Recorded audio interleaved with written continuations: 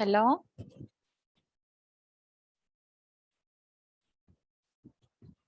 Good evening.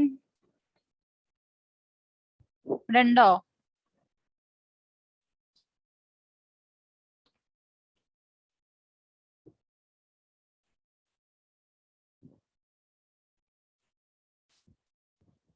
Yes, good evening.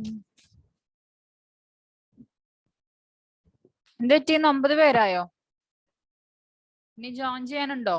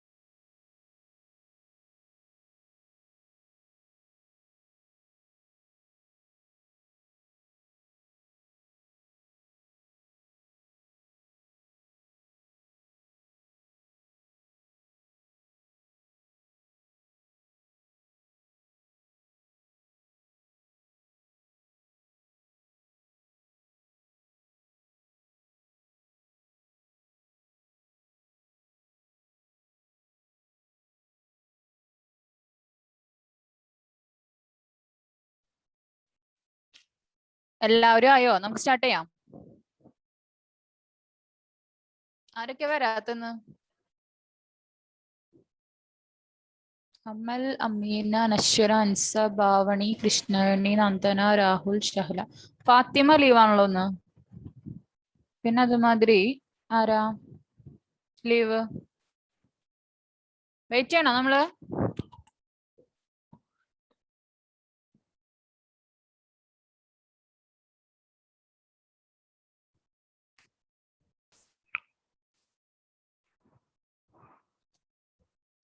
Ashwin. Ashwin പിന്നെ ഇപ്പൊ നോക്കിയിട്ട് കാര്യമില്ല, ലേറ്റസ്റ്റ് ആയിട്ടേ വരുള്ളൂ.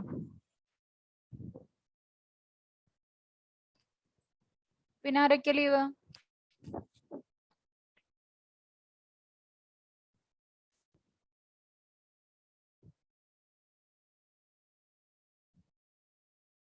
ഓക്കെ, നമുക്ക് സ്റ്റാർട്ട് ചെയ്യാം. അത് വരുന്നവര് വരട്ടെ. ഇന്ന് വോയിസ് ഓഡിബിൾ ആണല്ലോ അല്ലെ? ഒന്ന് പറയൂ, വോയിസ് ഓഡിബിൾ ആണോ? ഓക്കെ. നമ്മൾ ഇതുവരെ ഏതൊക്കെ ലെസനോള് ഡിസ്കസ് ചെയ്തു എന്ന് പറഞ്ഞേ, ഫസ്റ്റ് മുതലേ ഓർമ്മ ഉണ്ടോ? ക്ലാസ് സ്റ്റാർട്ട് ചെയ്ത് മുതലേ എത്ര ലെസൺസ് നമ്മൾ ഡിസ്കസ് ചെയ്തു?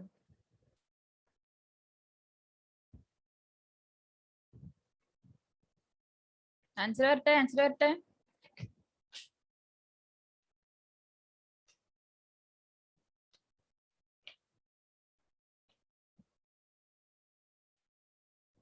ബോണസ് ആക്ടിവിറ്റി,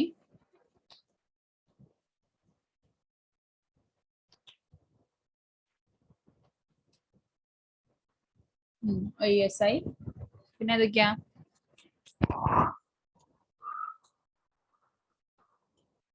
വേജസ് ആക്ട് പറഞ്ഞു. ഓക്കെ. ടോട്ടൽ ഇപ്പൊ എത്ര എടുത്തു ഓർമ്മ ഉണ്ടോ?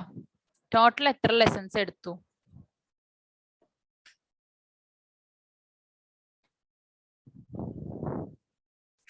പറയടോ.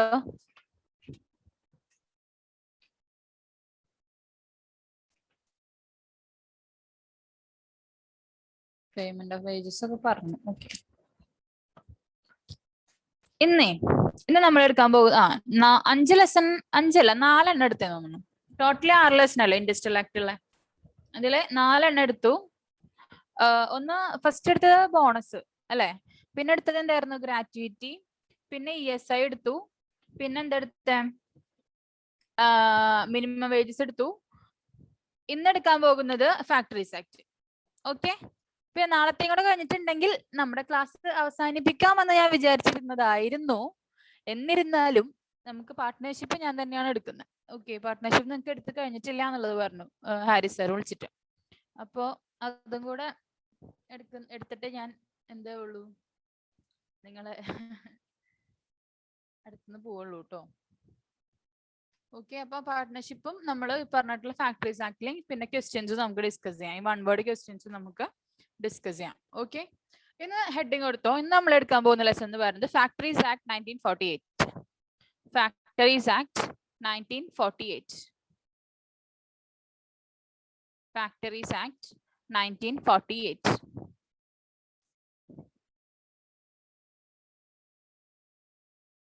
അതെ അതെ, അത് വരെ സഹിച്ചേ പറ്റുള്ളൂ അൻസാബേ. എന്താ മിനിമം വേജസ് ആക്ട് എന്താ മനസ്സിലായില്ല.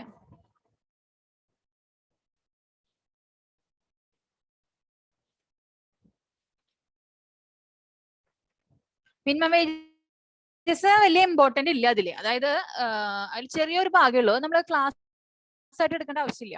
അതുകൊണ്ട് 1 വേർഡ് മാത്രമേ നമ്മൾ അതിൽ നോക്കുന്നുള്ളൂ കേട്ടോ. അതില് പ്രത്യേകിച്ച് ഒന്നും പറയണമൊന്നുമില്ല.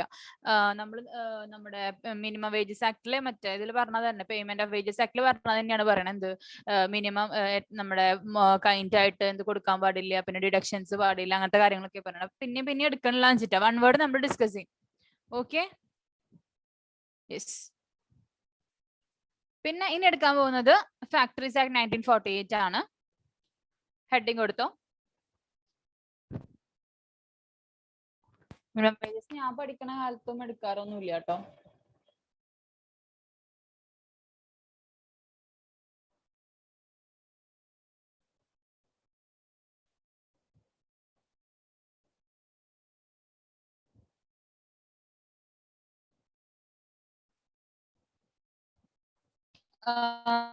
പേജ് നമ്പർ എത്രയാന്ന് ചോദിച്ചു കഴിഞ്ഞിട്ടുണ്ടെങ്കിൽ ഒരു സെക്കൻഡ് കേട്ടോ, ഞാൻ പറഞ്ഞുതരാം.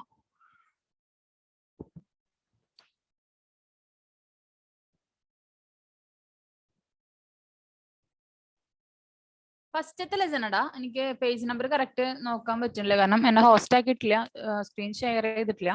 ബട്ട് നമ്മുടെ ഇൻഡസ്ട്രിയൽ ആക്ടില് ഫസ്റ്റത്തെ ആക്ട്.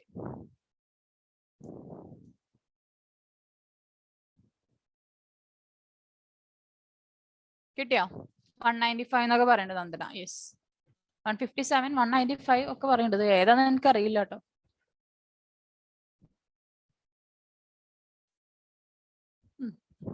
ഞാൻ പറഞ്ഞ എൻ്റെ കയ്യിലുണ്ട്. 157 ആണ്. 157 to 173. സോറി, ഞാൻ സുബി സാറിന് ഫോട്ടോ എടുത്ത് അയക്കാൻ വേണ്ടിയിട്ട് ഞാൻ പേജ് നമ്പർ പറഞ്ഞിട്ടുണ്ടായിരുന്നു. അപ്പൊ അതിലുണ്ട് 157 to 173 ആണ് കേട്ടോ നമുക്കത് വരണേ. 157.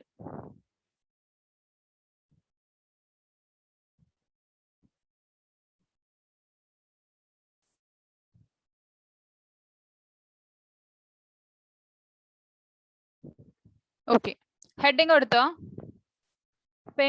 Factories act 1948. Factories act 1948. ഇത് കുറച്ചധികം ഉണ്ട് കേട്ടോ. അതായത് കുറച്ച് ലെങ്തി ചാപ്റ്റർ ആണ് ഇത്. ബാക്കിയുള്ള ലെസണോളെ വെച്ച് നോക്കുമ്പോൾ എന്താണ്, കുറച്ച് ലെങ്തി ആണ്. അപ്പൊ ഒന്ന് സ്പീഡ് നമുക്ക് ആക്കാം. അതിനൊപ്പം ഒന്ന് പിടിച്ചു പോണം കേട്ടോ എല്ലാവരും.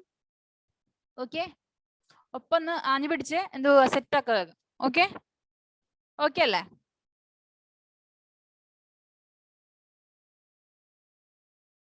ഓക്കെ, അപ്പൊ ഇതിൽ എന്തൊക്കെയാ പറയണെന്ന് വെച്ചിട്ടുണ്ടെങ്കിൽ, എന്താണ് നിങ്ങളുടെ അറിവിൽ എന്താണ് ഫാക്ടറീസ് ആക്ട് എന്ന് പറഞ്ഞിട്ടുണ്ടെങ്കിൽ എന്തായിരിക്കും ഫാക്ടറീസ് ആക്ട്? നമ്മൾ കുറെ ആക്ടുകളുടെ കാര്യം പറഞ്ഞു അല്ലെ. അപ്പൊ എന്ത് ബേസ്ഡ് ആയിരിക്കും ഈ ഫാക്ടറീസ് ആക്ട് വന്നിട്ടുണ്ടായിരിക്കും എന്ന് പറയാൻ പറ്റുമോ? എന്ത് ബേസ്ഡ് ആയിരിക്കും ഫാക്ടറീസ് ആക്ട് വന്നിട്ടുണ്ടായിരിക്കുക? പറയും. പിള്ളേരെ തലയില് എന്തെങ്കിലും ഉണ്ടോ നോക്കട്ടെ. ഫാക്ടറീസ് ആക്ട് എന്നുള്ളത് എന്തിനായിരിക്കും വന്നിട്ടുണ്ടായിരിക്കുക അൻസാബേ?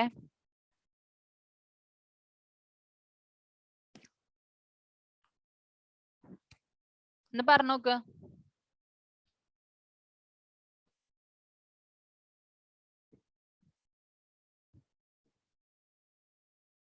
പോയ എല്ലാവരും മിണ്ടാണ്ടിരിക്കണ്ടല്ലോ.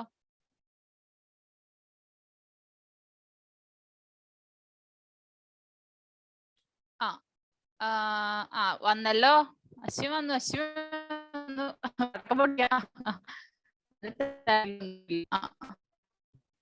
Conditions factory working, okay. Protection of workers. Ashwin എന്ന് പറഞ്ഞു നോക്കിയടാ, എന്തിനായിരിക്കും ഒരു ഫാക്ടറീസ് ആക്ട് വന്നിട്ടുണ്ടായിരിക്കാം നമുക്ക്? എന്തിനായിരിക്കും ഒരു ഫാക്ടറിയില് കുറച്ച് ആക്ടുകൾ നടപ്പാക്കണം? അത് പിന്നെ പോരട്ടെ.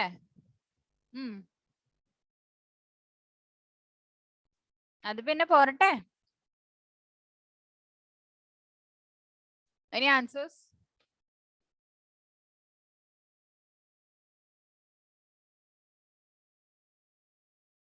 ഓക്കെ, ഞാൻ പറയാം. ഇപ്പൊ പറയാം. ഗൂഗിൾ ചെയ്യാനാവൂലേ? നീ ഗൂഗിൾ ചെയ്ത് പോയപ്പോ ഞാൻ പോയിന്റ്സ് പറയാട്ടോ. അപ്പൊ ഒന്നുമില്ല. ശരിക്കും എന്താന്ന് വെച്ചിട്ടുണ്ടെങ്കിൽ നമ്മുടെ ഒരു ഫാക്ടറിയിലെ അവിടെ വർക്ക് ചെയ്യുന്ന എംപ്ലോയേഴ്സിന്റെ വർക്കിംഗ് കണ്ടീഷൻസ്, ഓക്കെ, അവരെങ്ങനെയൊക്കെ വർക്ക് ചെയ്യണം, ഏത് ടൈമിലൊക്കെ വർക്ക് ചെയ്യണം, ഓക്കെ, എത്ര ഒരു ആഴ്ചയിൽ അല്ലെങ്കിൽ ഒരു മന്തിൽ അവർക്ക് എത്ര ലീവ് വേണം, ഓക്കെ, അവരുടെ എത്ര ഹോളിഡേയ്സ് വേണം, ഓക്കെ, പിന്നെ അവർ ഓവർ ടൈം അവർ ഓവർ ടൈം ചെയ്യുമ്പോൾ എന്ത് വേണം, അവർക്ക് എത്ര പേയ്മെന്റ് കൊടുക്കണം, അവരുടെ വർക്കിംഗ് അവേഴ്സ് എത്ര മണിക്കൂർ അവർ വർക്കിംഗ് ചെയ്യാൻ പാടുള്ളൂ, ഓക്കെ. പിന്നെ ചിൽഡ്രൻ, എംപ്ലോയീസ് ചിൽഡ്രൻ ആണെങ്കിൽ അവർക്കുള്ള എന്താ റൂൾസ്, വിമൻസിന്റെ പ്രൊട്ടക്ഷന് വേണ്ടിയിട്ടുള്ള rules, safety, health, welfare, okay, ഇതെല്ലാം റെഗുലേറ്റ് ചെയ്യുന്ന ആക്ടിനാണ് എന്ത് പറയുന്നത്? അത് പറഞ്ഞ അശ്വിന് എന്ത് പറയുന്നത്? ഫാക്ടറീസ് ആക്ട് 1948 എന്നുള്ളത് പറയുന്നത്. മനസ്സിലായോ?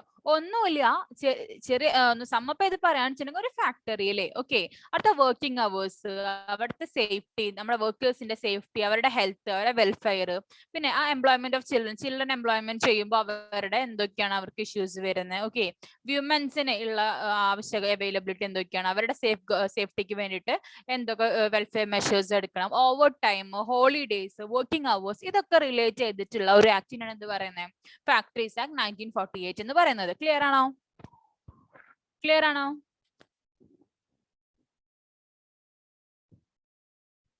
ഫാത്തിമ കുട്ടി എന്താ ലേറ്റ് ആയെന്ന്? കുട്ടീനെ കണ്ടില്ല എന്ന് പറഞ്ഞിരിക്കായിരുന്നു ഞാൻ.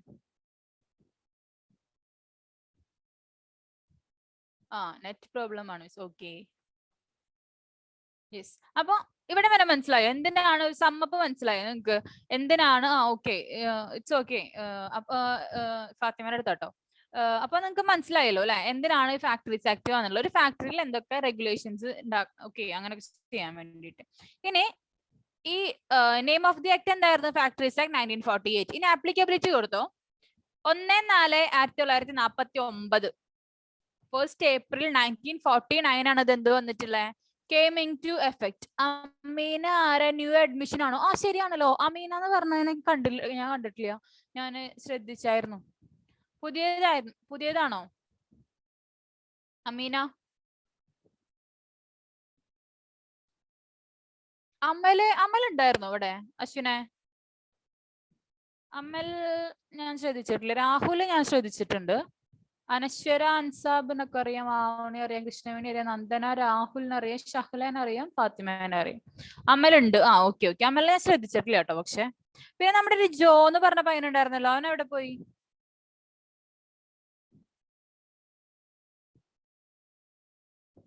അതെല്ലോ. യെസ്. അവനൊക്കെ എവിടെ പോയി? എനിക്കറിയില്ല എവിടെയാണെന്ന്. നിങ്ങൾ തപ്പിപ്പിടിച്ച് കൊണ്ടുപോവാ, നിങ്ങളുടെ മേറ്റ്സ് അല്ലേ, ക്ലാസ്മേറ്റ്സ് അല്ലേ? ഓക്കെ, നമുക്ക് ക്ലാസ്സിക്ക് പോവാം. ഹെഡിങ് കൊടുത്തോ. നെയിം ഓഫ് ദി ആക്ട് എന്തായിരുന്നു? Factories act 1948. ആപ്ലിക്കബിലിറ്റി വരുന്നത് 1st April 1949. അതായത് this act came into effect on in the 1st April 1949 and it extend to all of India including Jammu and Kashmir. എന്താണ്? ഇന്ത്യയിൽ മൊത്തം spread. നമ്മൾ പറഞ്ഞ ചില act എന്താണ് ഇന്ത്യയിൽ മൊത്തം ഉണ്ട്, but it is exempted for Jammu and Kashmir. പക്ഷെ നമ്മുടെ ഫാക്ടറീസ് ആക്ട് എന്താണ്? It is extended to all of India including Jammu and Kashmir. Okay, ഇവിടെ വരെ ഓക്കെ ആണല്ലോ?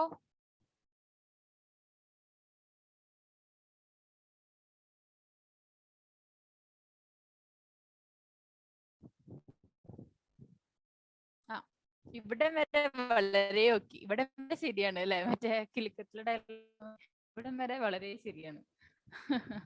അതുമാതിരി ഓക്കെ. പിന്നെന്താ അമീനെ കണ്ടിട്ടില്ലല്ലോ ഇതുവരെയായിട്ടും.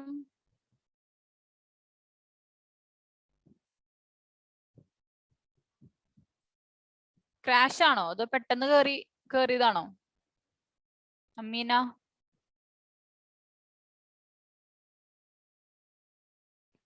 എവിടെന്ന് പൊട്ടി റെക്കോർഡ് ക്ലാസ് മുമ്പ് കിട്ടിണ്ടായിരുന്നു. ഓക്കെ, അപ്പൊ ലൈവായിട്ട് കേറാറില്ല അല്ലെ?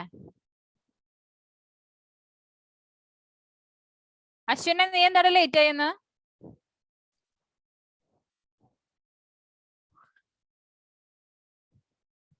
അത് പിന്നെ നീ അവിടെ അത് പിന്നെ നോക്കിയിരിക്കട്ടോ.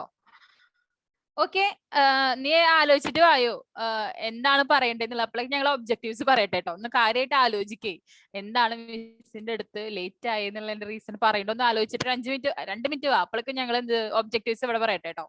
യെസ്, എഴുതിക്കോ, ഒബ്ജക്റ്റീവ് എഴുതിക്കോ. To ensure the working conditions, comma, advocate safety measures, and to promote the and to promote the health and welfare of workers employed in factories. To ensure the working conditions, educate safety measures, and to promote the health and welfare of workers employed in factories. Next point, the act also make a provision regarding women, young person, annual leave with wage, etc. The act also make a provision regarding women, young person, annual leave with wage, etc. എഴുതിയോ? ഒബ്ജക്റ്റീവ്സിനെ ഞാൻ describe ചെയ്യണോ എന്താണെന്നുള്ളത്? നിങ്ങൾക്ക് മനസ്സിലായെന്ന് വിചാരിക്കണോ എഴുതിയപ്പോ? Simple language ആണ്. ഇവിടെ വരെ clear ആണോ രാഹുലേ?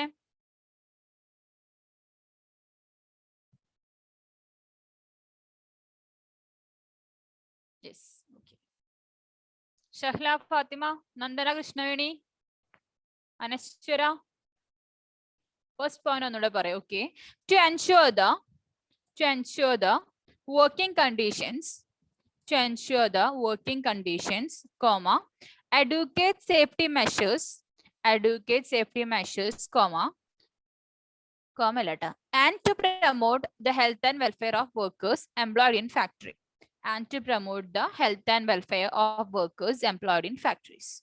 Okay, clear ആണോ? ഓക്കെ, ഇനി എന്താണ് നെക്സ്റ്റ് നമ്മൾ എന്താണ് ഡിസ്കസ് ചെയ്യാറ്? പറഞ്ഞോ, ഏത് ടോപ്പിക്കാണ് നമ്മൾ ഡിസ്കസ് ചെയ്യാറ്?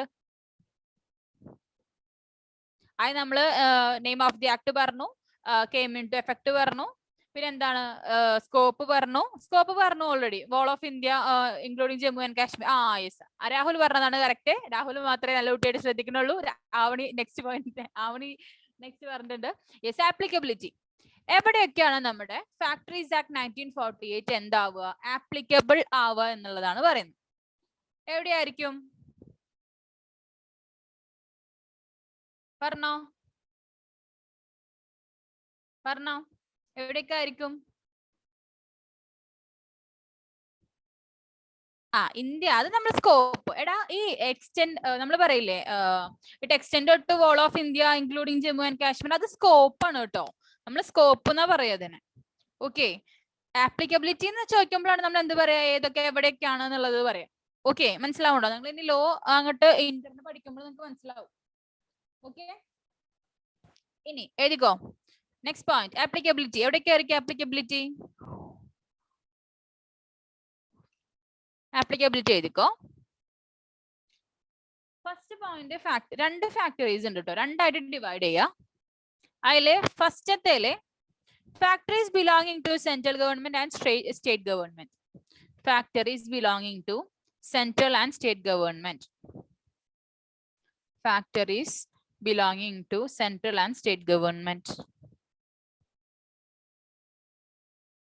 factories belonging to central and state government unless otherwise excluded. Unless otherwise excluded. Unless otherwise excluded. മറ്റേ സൈഡിലെ ഫാക്ടറീസിന്റെ അവിടെ എഴുതുക ഫാക്ടറീസ് were അല്ലെങ്കിൽ were 10 or more workers 10 or more workers are working on any day during the preceding 12 months and in which manufacturing process is being carried on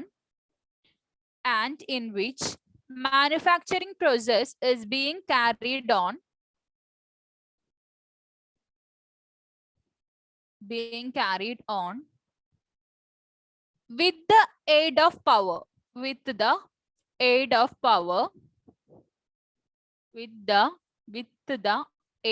power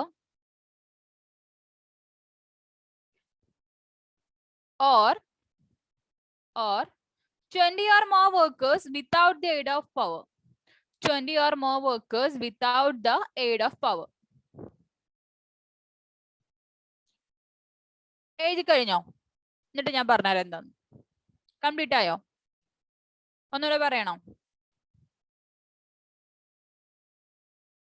ഫസ്റ്റത്തേലെ factories belonging to central or state government unless otherwise excluded.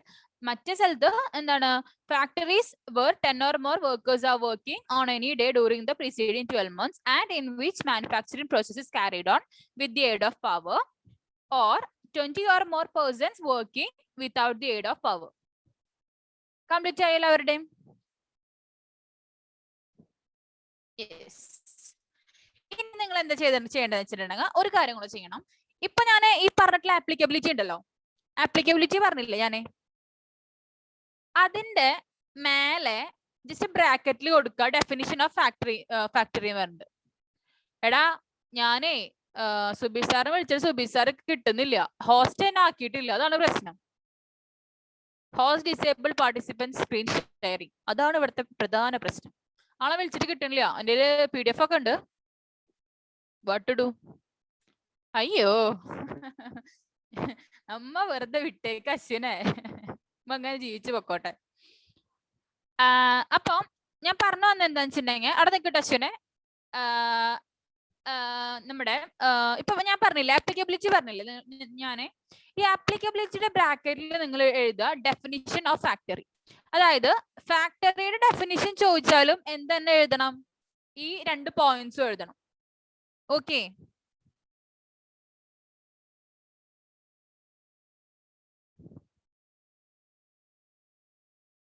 അതായത് 10 അതിലെ അയ്യോ sorry ഇത് എഴുതാൻ പാടില്ല കേട്ടോ. Factories belonging to central or state government ആ point വേണ്ട. ഞാൻ ഉദ്ദേശിക്കുന്നത് മറ്റേ സൈഡിലുള്ള പോയിന്റ്. അതായത് ഫാക്ടറി എന്ന് പറയുന്ന മീനിങ് എന്ന് ഉദ്ദേശിക്കുന്നത് ഫാക്ടറീസ് വെച്ചിട്ടുണ്ടെങ്കിൽ 10 or more workers are working on any day during the preceding 12 months. ഒരു മിനിറ്റ്, സുബീർ സാർ വിളിക്കുന്നുണ്ട്. ആ പോയിന്റിൽ രണ്ടാമത്തെ പോയിന്റ് അതാണ് ഫാക്ടറീസ് എന്ന് പറഞ്ഞിട്ടുള്ള പോയിന്റിൽ വരുന്നത് കേട്ടോ.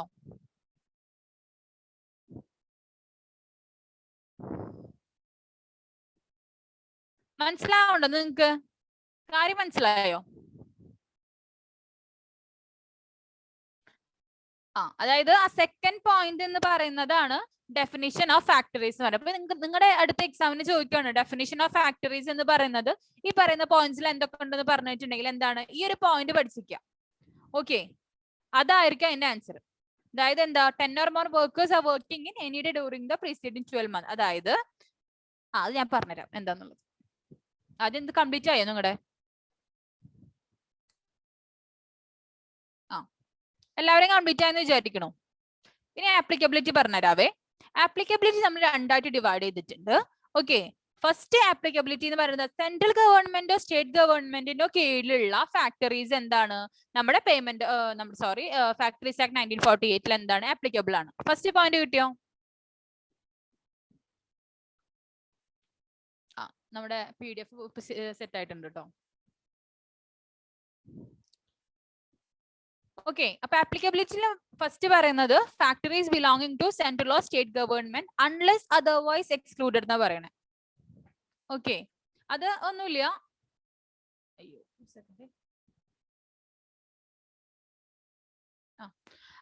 ഫസ്റ്റ് പറയുന്നത് എന്താ, നമ്മുടെ സെൻട്രൽ ഗവൺമെന്റിന്റോ സ്റ്റേറ്റ് ഗവൺമെന്റിന്റോ കീഴിലുള്ള ഏതൊരു ഫാക്ടറീസും എന്താണ് നമ്മുടെ ഫാക്ടറീസ് ആക്ട് 1948 ആപ്ലിക്കബിൾ ആണ്. പക്ഷേ ശ്രദ്ധിച്ചിരുന്നോ കേട്ടോ, പക്ഷെ ചില ഫാക്ടറീസിന് എന്ത് ചെയ്തിട്ടുണ്ടായിരിക്കും, പ്രത്യേകം ഒരു ആക്ട് പ്രകാരം എന്ത് ചെയ്തിട്ടുണ്ടായിരിക്കും, കൊണ്ടുവന്നിട്ടുണ്ടായിരിക്കും. നമ്മൾ മറ്റേ ഇത് പറഞ്ഞില്ലേ, ഡിഫൻസ്, നേവി അതൊക്കെ പറയുന്നത്, അതിനൊക്കെ സെപ്പറേറ്റ് ആക്ട് ആണ്. ഓക്കെ, അപ്പൊ അങ്ങനെ സെപ്പറേറ്റ് ആക്ട് പ്രകാരം ചില central government state government factories ഉണ്ടായിരിക്കും. അത് ഇതിൽ നിന്ന് എക്സ്ക്ലൂഡഡ് ആണ്. Okay, unless otherwise excluded. മനസ്സിലാവുണ്ടോ? അതാണ് ഫസ്റ്റത്തെ പോയിന്റ് പറയുന്നത്. ക്ലിയർ ആയെന്ന് വിചാരിക്കണോ?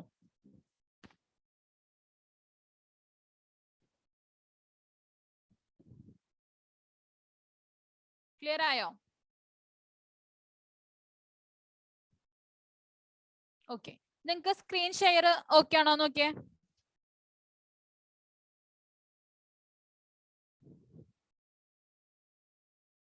ഓക്കെ, അപ്പൊ കാര്യങ്ങളൊക്കെ സെറ്റ് ആയി. അൻസബേ സെറ്റ് ആയിട്ടുണ്ട് കേട്ടോ.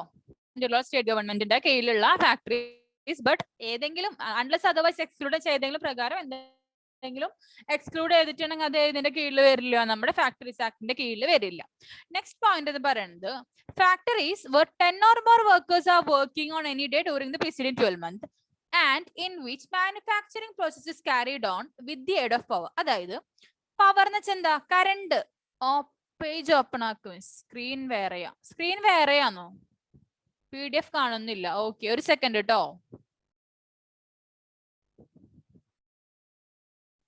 ഇപ്പോഴോ ഓക്കെ ആണോ?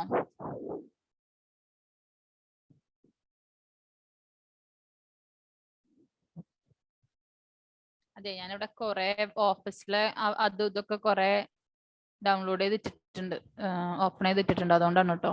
സെക്കൻഡേ,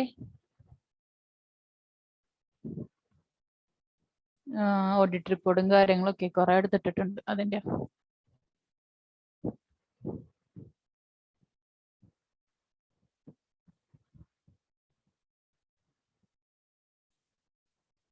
ഇപ്പൊ ഓക്കെ ആണോ? ഒന്ന് പറ. ഓക്കെ ആണോ? Factories act 1948. പറയൂ. ഇപ്പോഴോ ഓക്കെ അല്ലാത്ത എന്താ, ഓപ്പണോ നോയോ? ഒരു സെക്കൻഡ്, ഇപ്പോഴും ഇഷ്യൂ ഉണ്ടോ? വെയിറ്റ്,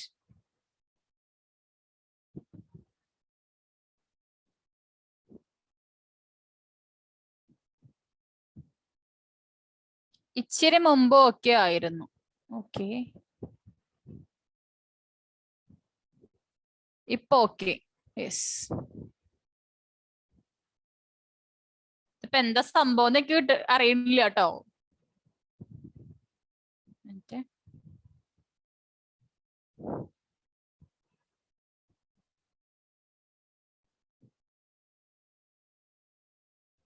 ഓക്കെ ആണോ?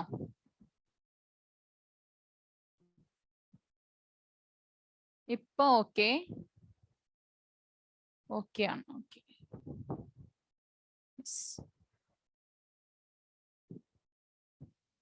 ഓക്കെ. അപ്പൊ നമുക്ക് എന്ത് ചെയ്യാം?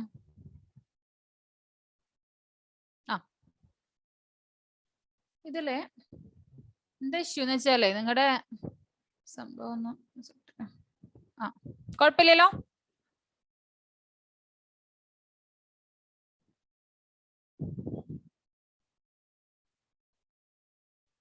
കുഴപ്പമില്ലല്ലോ, ഒന്ന് പറ. എന്റെ ചാറ്റ് ബോക്സും ഇതും കൂടെ ഒരുമിച്ചിട്ടാണ് കിട്ടാൻ കുറച്ച് പാടുണ്ട്. അതാ പ്രശ്നം. അതായത് നിങ്ങളുടെ ചാറ്റും കാണണം, സ്ക്രീനും കാണണല്ലോ, രണ്ടും കാണണ്ടേ. അതാണ് ഇഷ്യൂ. ഓക്കെ, അപ്പൊ എവിടെയാ നമ്മൾ പറഞ്ഞു വന്നേ? നമ്മൾ എന്താ പറഞ്ഞു വന്നേ അശ്വിനെ? ഇല്ലാന്നാ? അശ്വിനെ നമ്മൾ എന്താ പറഞ്ഞു വന്നേ? അൻസബേ നമ്മൾ എന്താ പറഞ്ഞു വന്നേ? നമ്മൾ എന്താ ഡിസ്കസ് ചെയ്തോണ്ടിരുന്നിരുന്നേ? ആപ്ലിക്കബിലിറ്റി. Yes, applicability. അപ്പൊ ഞാൻ പറഞ്ഞു, ഫസ്റ്റത്തെ പോയിന്റ് പറഞ്ഞു സെൻട്രൽ ഗവൺമെന്റും സ്റ്റേറ്റ് ഗവൺമെന്റിന്റെ കാര്യം പറഞ്ഞു. രണ്ടാമത്തെ പോയിന്റ് പറയുന്നത് എന്താണെന്ന് വെച്ചിട്ടുണ്ടെങ്കിൽ ശ്രദ്ധിക്കുക, 10 അതിലധികം വർക്കേഴ്സോ, ശ്രദ്ധിച്ചോട്ടോ, 10 അതിലധികം വർക്കേഴ്സോ കഴിഞ്ഞ പ്രീസീഡിങ് 12 മന്ത്സിലെ, ഓക്കെ, ആ എന്നാണ് നമ്മളെ ആപ്ലിക്കബിൾ ആവണേ, ആ എന്ത് പ്രീസീഡിങ് 12 മന്ത്സിലെ, ഓക്കെ, ഏതെങ്കിലും ഒരു ദിവസം 10 അതിലധികം വർക്കേഴ്സോ പ്രീസീഡിങ് 12 മന്ത്സിലെ ഏതെങ്കിലും ഒരു ദിവസം, ഓക്കെ, വർക്ക് ക്യാരി ചെയ്യുന്നുണ്ട്, വർക്ക് ചെയ്യുന്നുണ്ടെങ്കിൽ, and it is carry out with the aid of power. അതായത് with the aid of power എന്ന് വെച്ചിട്ട് എന്താ? അതായത് കറണ്ട് യൂസ് ചെയ്തിട്ട്, പവർ യൂസ് ചെയ്തിട്ട്, ഓക്കെ, പവർ യൂസ് ചെയ്തിട്ട് ഒരു മാനുഫാക്ചറിങ് പ്രോസസ്സ് 10 അതിലധികം വർക്കേഴ്സോ കഴിഞ്ഞ 12 മാസത്തിൽ ഏതെങ്കിലും ഒരു ദിവസം വർക്ക് ചെയ്തിട്ടുണ്ടെങ്കിൽ they came under the act, factories act 1948. Clear ആണോ? ക്ലിയർ ആണോ? ഒന്നുകൂടെ പറയാം, 10 അതിലധികം വർക്കേഴ്സോ പ്രീസീഡിങ് 12 മന്ത്സിലെ മാനുഫാക്ചറിങ് പ്രോസസ്, അവിടെ 2 പോയിന്റാണ് ശ്രദ്ധിക്കേണ്ടത് കേട്ടോ. Manufacturing process 1, with the aid of power 2. Okay, manufacturing process നടന്നിരിക്കണം, എന്തായിരിക്കണം? വിത്ത് ദ എയ്ഡ് ഓഫ് പവറും ആയിരിക്കണം. എത്ര ആൾക്കാരെ? 10 അതിലധികം ആൾക്കാർ. ഇനി അടുത്ത പോയിന്റ് പറയുന്നത്, അതിൽ തന്നെ അടുത്ത പോയിന്റ് പറയുന്നത് 10 അല്ല, ഇവിടെ പറയുന്നത് എത്ര? 20 അതിലധികം വർക്കേഴ്സ് ഉണ്ടായിരിക്കണം, but without the aid of power ആയിരിക്കണം. മനസ്സിലാവുണ്ടോ? അതായത് പവർ യൂസ് ചെയ്യാണ്ട്, പവർ യൂസ് ചെയ്യാത്തൊരു ഫാക്ടറി ആണെങ്കിൽ അവിടെ മിനിമം എത്ര പേരുണ്ടായിരിക്കണം? 20 ഓർ മോർ ഉണ്ടായിരിക്കണം. മനസ്സിലാവുണ്ടോ? ഈ ഫാക്ടറീസ് 10 ഓർ മോർ വർക്കേഴ്സ്, അത് തൊട്ടിട്ട് ഫാക്ടറീസ് 20 ഓർ മോർ വർക്കേഴ്സ്, അതാണ് നമ്മുടെ മീനിങ് ഓഫ് ഫാക്ടറി എന്ന് പറയുന്നത്. ഇപ്പൊ ചോദിക്കാണ് what is the meaning of factory എന്ന് പറയാൻ വെച്ചാൽ നമുക്ക് എന്ത് എഴുതാം? രണ്ടാമത്തെ പോയിന്റ് നിങ്ങൾക്ക് എഴുതാം. മനസ്സിലാവുന്നുണ്ടോ പറയണത്? Excuse me, reply please. Okay, doubts ഉണ്ടെങ്കിൽ ചോദിക്കട്ടോ. ക്ലിയർ?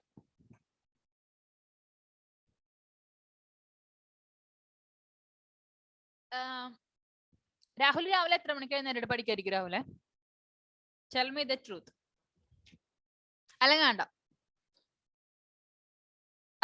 അൻസാബെ, truth or dare? അൻസാബെ, ട്രൂത്ത് ഓർ ഡയർ?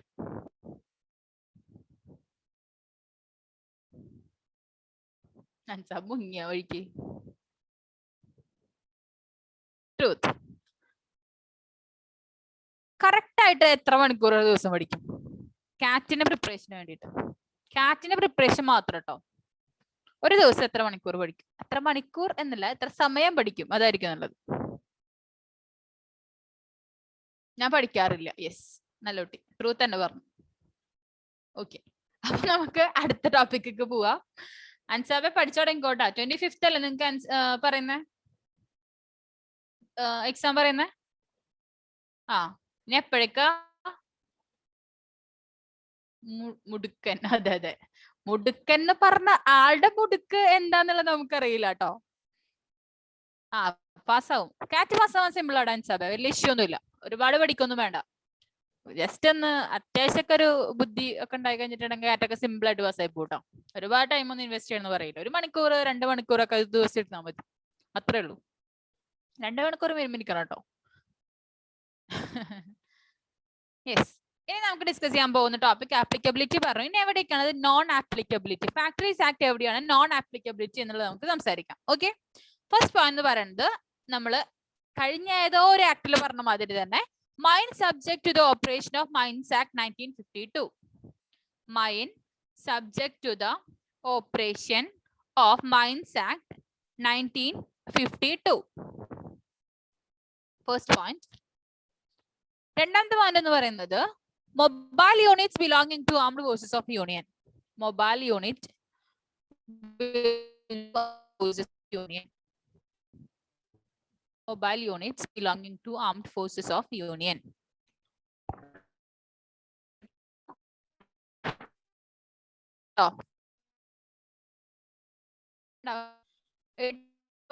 ഏതൊക്കെ subjected to Section 52, belonging to Armed Forces of Union, railway running, hotels, restaurant and eating place. ഇതൊക്കെയാണ് എന്ത് പറയുന്നത്? നമ്മുടെ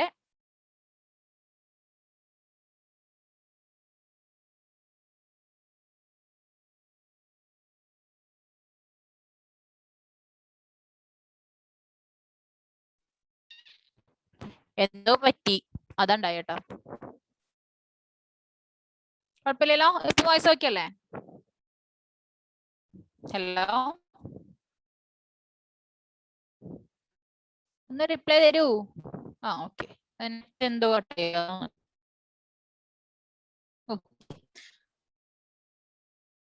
അപ്പോ നമ്മുടെ നോൺ ആപ്ലിക്കബിലിറ്റി ഒന്ന് നോട്ട് ചെയ്തോളൂ കേട്ടോ. നിങ്ങൾക്ക് സ്ക്രീൻ വിസിബിൾ ആണോ? സ്ക്രീൻ വിസിബിൾ ആണോ?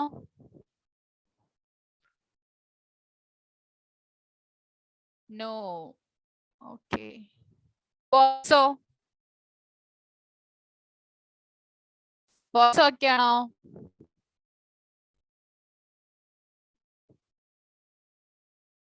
വോയിസും ഓക്കെ അല്ല.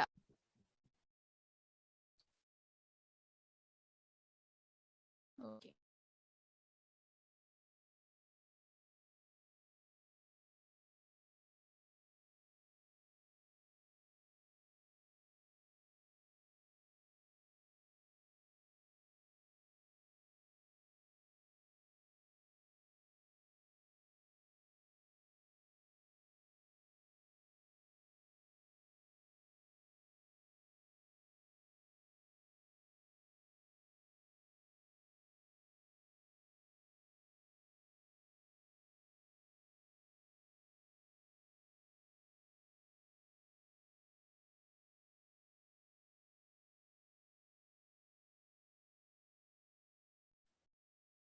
ഒരു സെക്കൻഡ് കേട്ടോ, ഒന്ന് വെയിറ്റ് ചെയ്യേ.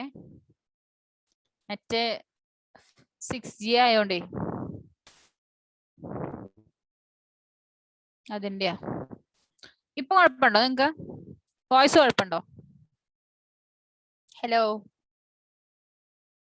Hello hello hello hello, okay ആണോ? 6G ആണോ? ആ യെസ് 6G ആണ് മോനെ. ഓക്കെ, അതെന്ത് അതൊക്കെ ഉണ്ട്, അതെന്റെ വകയാ. ഓക്കെ, ഇനി കള്ളക്കളി. അതെ. ഇനി നെക്സ്റ്റ് ക്വസ്റ്റ്യൻ. സ്ക്രീൻ ഉണ്ട് മക്കളെ, കാണാണ്ട സ്ക്രീന്? ഹലോ, സ്ക്രീൻ കാണാണ്ടോ? ഉണ്ട്. ഓക്കെ, അപ്പൊ എനിക്ക് തോന്നുന്നു രണ്ടും സെറ്റ് ആണെന്ന്. വോയിസും സ്ക്രീനും വിസിബിൾ ആണ്, ഇഷ്യൂസ് ഒന്നും ഇല്ല എന്ന് തോന്നുന്നു. സെറ്റ് അല്ലേ?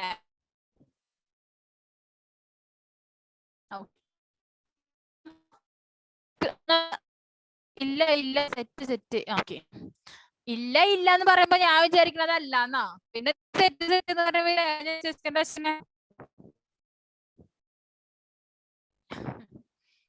എടാ വെല്ലോ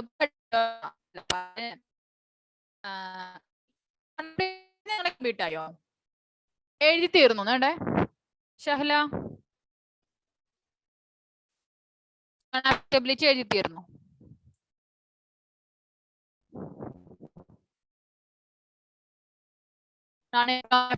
കഴിഞ്ഞെങ്കിൽ എനിക്ക് അടുത്ത ടോപ്പിക്ക് പോകാനാണ് ചോദിക്കുന്നത്.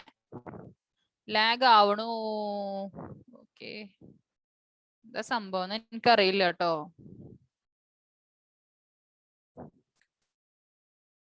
ഞാൻ പുറത്തേക്ക് ഇരിക്കാം, ഒരു സെക്കൻഡേ.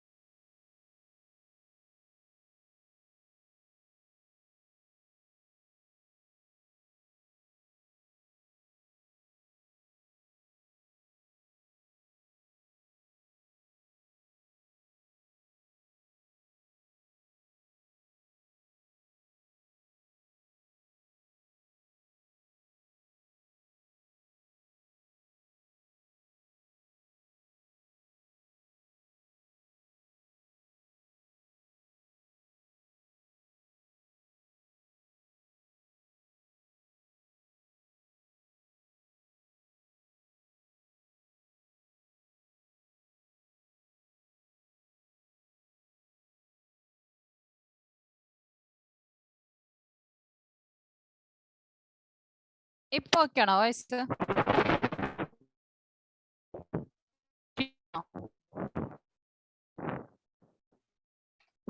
ഹലോ, പറ ഓക്കെ ആണോ? ആ, ഇതിപ്പോഴേ നമ്മള് ഞാൻ ഇന്നാളെ ഇൻസ്റ്റാഗ്രാമിൽ വായിച്ചൊരു കോട്ടാണ് കേട്ടോ. നമ്മളെ അമ്മമാരൊക്കെ ഇങ്ങനെ പറയില്ലേ, നമ്മള് പഠിക്കാനൊക്കെ ഇരിക്കുമ്പോ ഞങ്ങളെ മറ്റേ മണ്ണെണ്ണ കത്തിച്ചിട്ട് ആ വെളിച്ചത്തിലൊക്കെ ഇരുന്നിട്ട് പഠിച്ചിട്ടുണ്ട്, അങ്ങനെയൊക്കെ പറയില്ലേ. പക്ഷെ ഇനി നമ്മള് ഇനി വരുന്ന ജനറേഷൻ നമ്മൾ പറഞ്ഞു കൊടുക്കാത്ര ഈ ഓൺലൈനിൽ നമ്മള് ഇരുന്നിട്ട് ഈ വീടിന്റെ കൂരയുടെ അവിടെ ഇവിടെയൊക്കെ നെറ്റ് തപ്പി നോക്കിയിട്ട് ഇരിക്കേണ്ട ഒരു അവസ്ഥ, അത് നമ്മൾ പറഞ്ഞു കൊടുക്കുന്നു. അത് ശരി ആലോചിച്ചിട്ടുണ്ടോ നിങ്ങളത്? നെറ്റ് എവിടെയോ കിട്ടണം, അവിടെ പോയിട്ട് ക്ലാസ് കേൾക്കുക.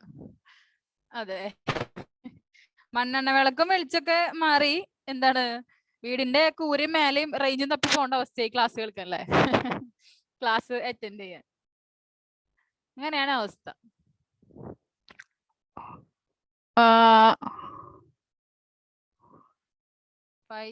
ഓക്കെ, ഇനി നമ്മൾ പറയാം. അപ്പൊ നോൺ ആപ്ലിക്കബിലിറ്റി നിങ്ങൾ എഴുതി കഴിഞ്ഞോ?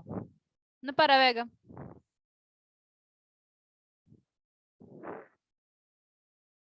ഇപ്പൊ ഇഷ്യൂസ് ഒന്നും ഇല്ലല്ലോ, വോയിസിന്റെ ഇഷ്യൂസ് ഒന്നും ഇല്ലല്ലോ?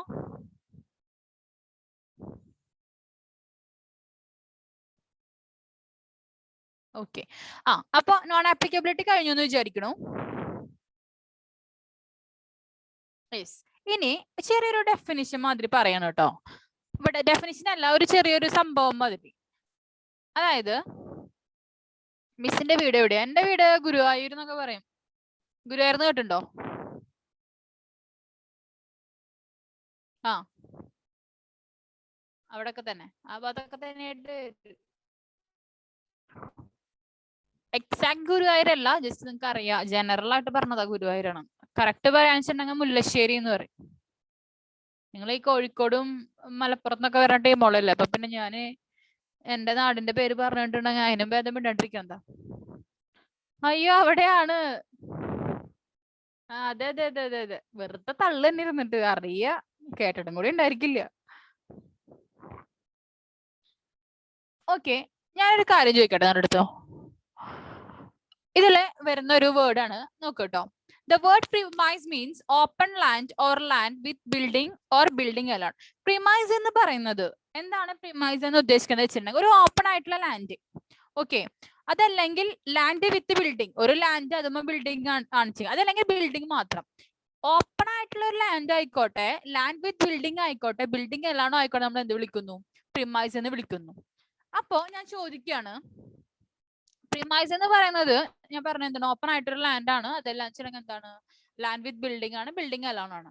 അപ്പൊ ഞാൻ ചോദിക്കുകയാണ്, ഈ വർക്കേഴ്സ്, എന്ത് വർക്കേഴ്സ്? ഈ നമ്മുടെ കടലിൽ പോയിട്ട് ഉപ്പ് ശേഖരിച്ചിട്ട് നമ്മുടെ സോൾട്ടിനെ കൺവേർട്ട് ചെയ്യില്ലേ, അങ്ങനത്തെ എംപ്ലോയീസിനെ നമുക്ക് ഈ ഡെഫിനിഷനിൽ വിളിക്കാൻ പറ്റും? എന്റെ ക്വസ്റ്റ്യൻ. കടലിൽ പോയിട്ട്, കടലിന്റെ അവിടെ പോയിട്ട് ഉപ്പ് ശേഖരിച്ചിട്ട് അതിനെ കൺവേർട്ട്, ഉപ്പ് വെള്ളത്തിന്റെ അവിടെ നിന്ന് മറ്റേ നമ്മൾ കൺവേർട്ട് ചെയ്യില്ലേ സോൾട്ടിനെ, അതിനെ നമുക്ക് എന്ത് വിളിക്കാൻ പറ്റും? അവിടുത്തെ ആ എംപ്ലോയീസിനെ എന്ത് വിളിക്കാൻ പറ്റുമോ? ഈ ഫാക്ടറീസ് ആക്ടിൽ ഇൻക്ലൂഡ് ചെയ്യുന്ന ആൾക്കാരെന്ന് വിളിക്കാൻ പറ്റുമോ എന്നാണ് ക്വസ്റ്റ്യൻ. പറയാൻ പറ്റുമോ? ഒന്ന് ആൻസർ പറഞ്ഞേ.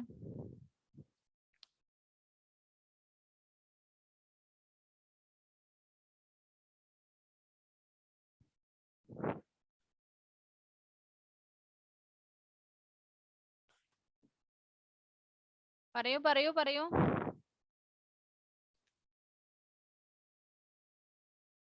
എന്താ ആരും നിശബ്ദമായിരിക്കണേ? പറ്റും. അശ്വിൻ പറ്റുന്ന് പറഞ്ഞിട്ടുണ്ട്. അന്ന ഇല്ല. എന്ത്? അന്ന ഇല്ല. അനശ്വര യെസ് എന്ന് പറഞ്ഞിട്ടുണ്ട്. ഇനി അത് ആൻസേഴ്സ് പറ്റും. എന്തുകൊണ്ടാ ഷഹല പറ്റുമെന്ന് പറയുന്നത്? Is there any reason for that?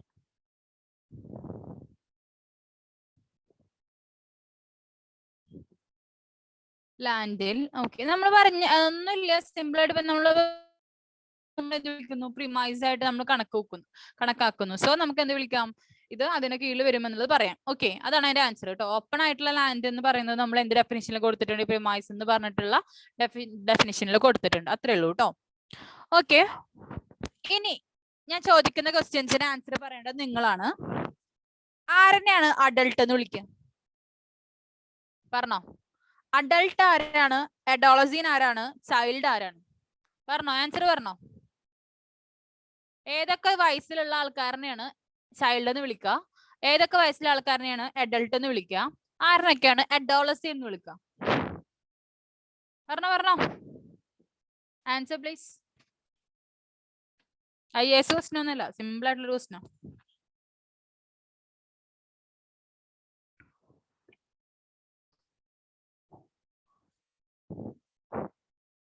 കേട്ടായിരുന്നോ question? അറിയില്ലെങ്കിൽ അറിയില്ല എന്ന് പറയാട്ടോ. അഡൾട്ട് 18 വയസ്സ് കഴിഞ്ഞവരെ, അത് കറക്റ്റ് ആണ് കേട്ടോ. 18 കംപ്ലീറ്റ് ആയ അഡൾട്ട്. ഓക്കെ, അതെല്ലാവർക്കും അറിയാം. 18 വയസ്സ് എബവ് ആണ് അഡൾട്ട് എന്നുള്ള എല്ലാവർക്കും അറിയാം. ചൈൽഡ് എന്ന് പറയുന്നത് എത്ര വയസ്സ് വരെയാണ് അറിയോ? ചൈൽഡ് എന്ന് പറയുന്നത്, അതല്ലെങ്കിൽ അഡോളസീൻ എന്ന് പറയുന്നത്. ഒന്നുമില്ല, ഞാൻ പറയാം. ഇനി നിങ്ങൾ ഒരുപാട് ആലോചിക്കണ്ട, ഞാൻ പറയാം. ചൈൽഡ് എന്ന് വെച്ചിട്ടുണ്ടെങ്കിൽ the person has not completed his age of 15 years of age. 15 വയസ്സ് തികക്കാത്ത കുട്ടികളെ, ഓക്കെ, 15 വയസ്സിന് താഴെയുള്ള കുട്ടികളെ നമ്മൾ എന്ത് വിളിക്കുന്നു? ചൈൽഡ് എന്ന് വിളിക്കുന്നു. Okay, and the person has completed his age of 15 years of age but not completed 18 years. അതായത് 15 വയസ്സിന് താഴെ, ഓക്കെ, വയസ്സായിട്ടില്ല, പക്ഷെ 15 വയസ്സ് കഴിഞ്ഞിട്ടുണ്ടോ എന്ന് വെച്ചിട്ടുണ്ടെങ്കിൽ കഴിഞ്ഞിട്ടുണ്ടോ, അവർ നമ്മൾ എന്ത് വിളിക്കുന്നു? അഡോളസീൻ എന്ന് വിളിക്കുന്നു. ഓക്കെ, ഇനി 18 വയസ്സിന് മീതുള്ള പിള്ളേരിനെ എന്ത് വിളിക്കുന്നു? അഡൾട്ട് എന്ന് വിളിക്കുന്നു. ക്ലിയർ ആണോ? 3 പോയിന്റ് ക്ലിയർ ആണോ? ഇനി തെറ്റിക്കോ? ഇനി ഞാൻ ചോദിക്കുമ്പോ ആരാണ് അഡൾട്ട്, ആരാണ്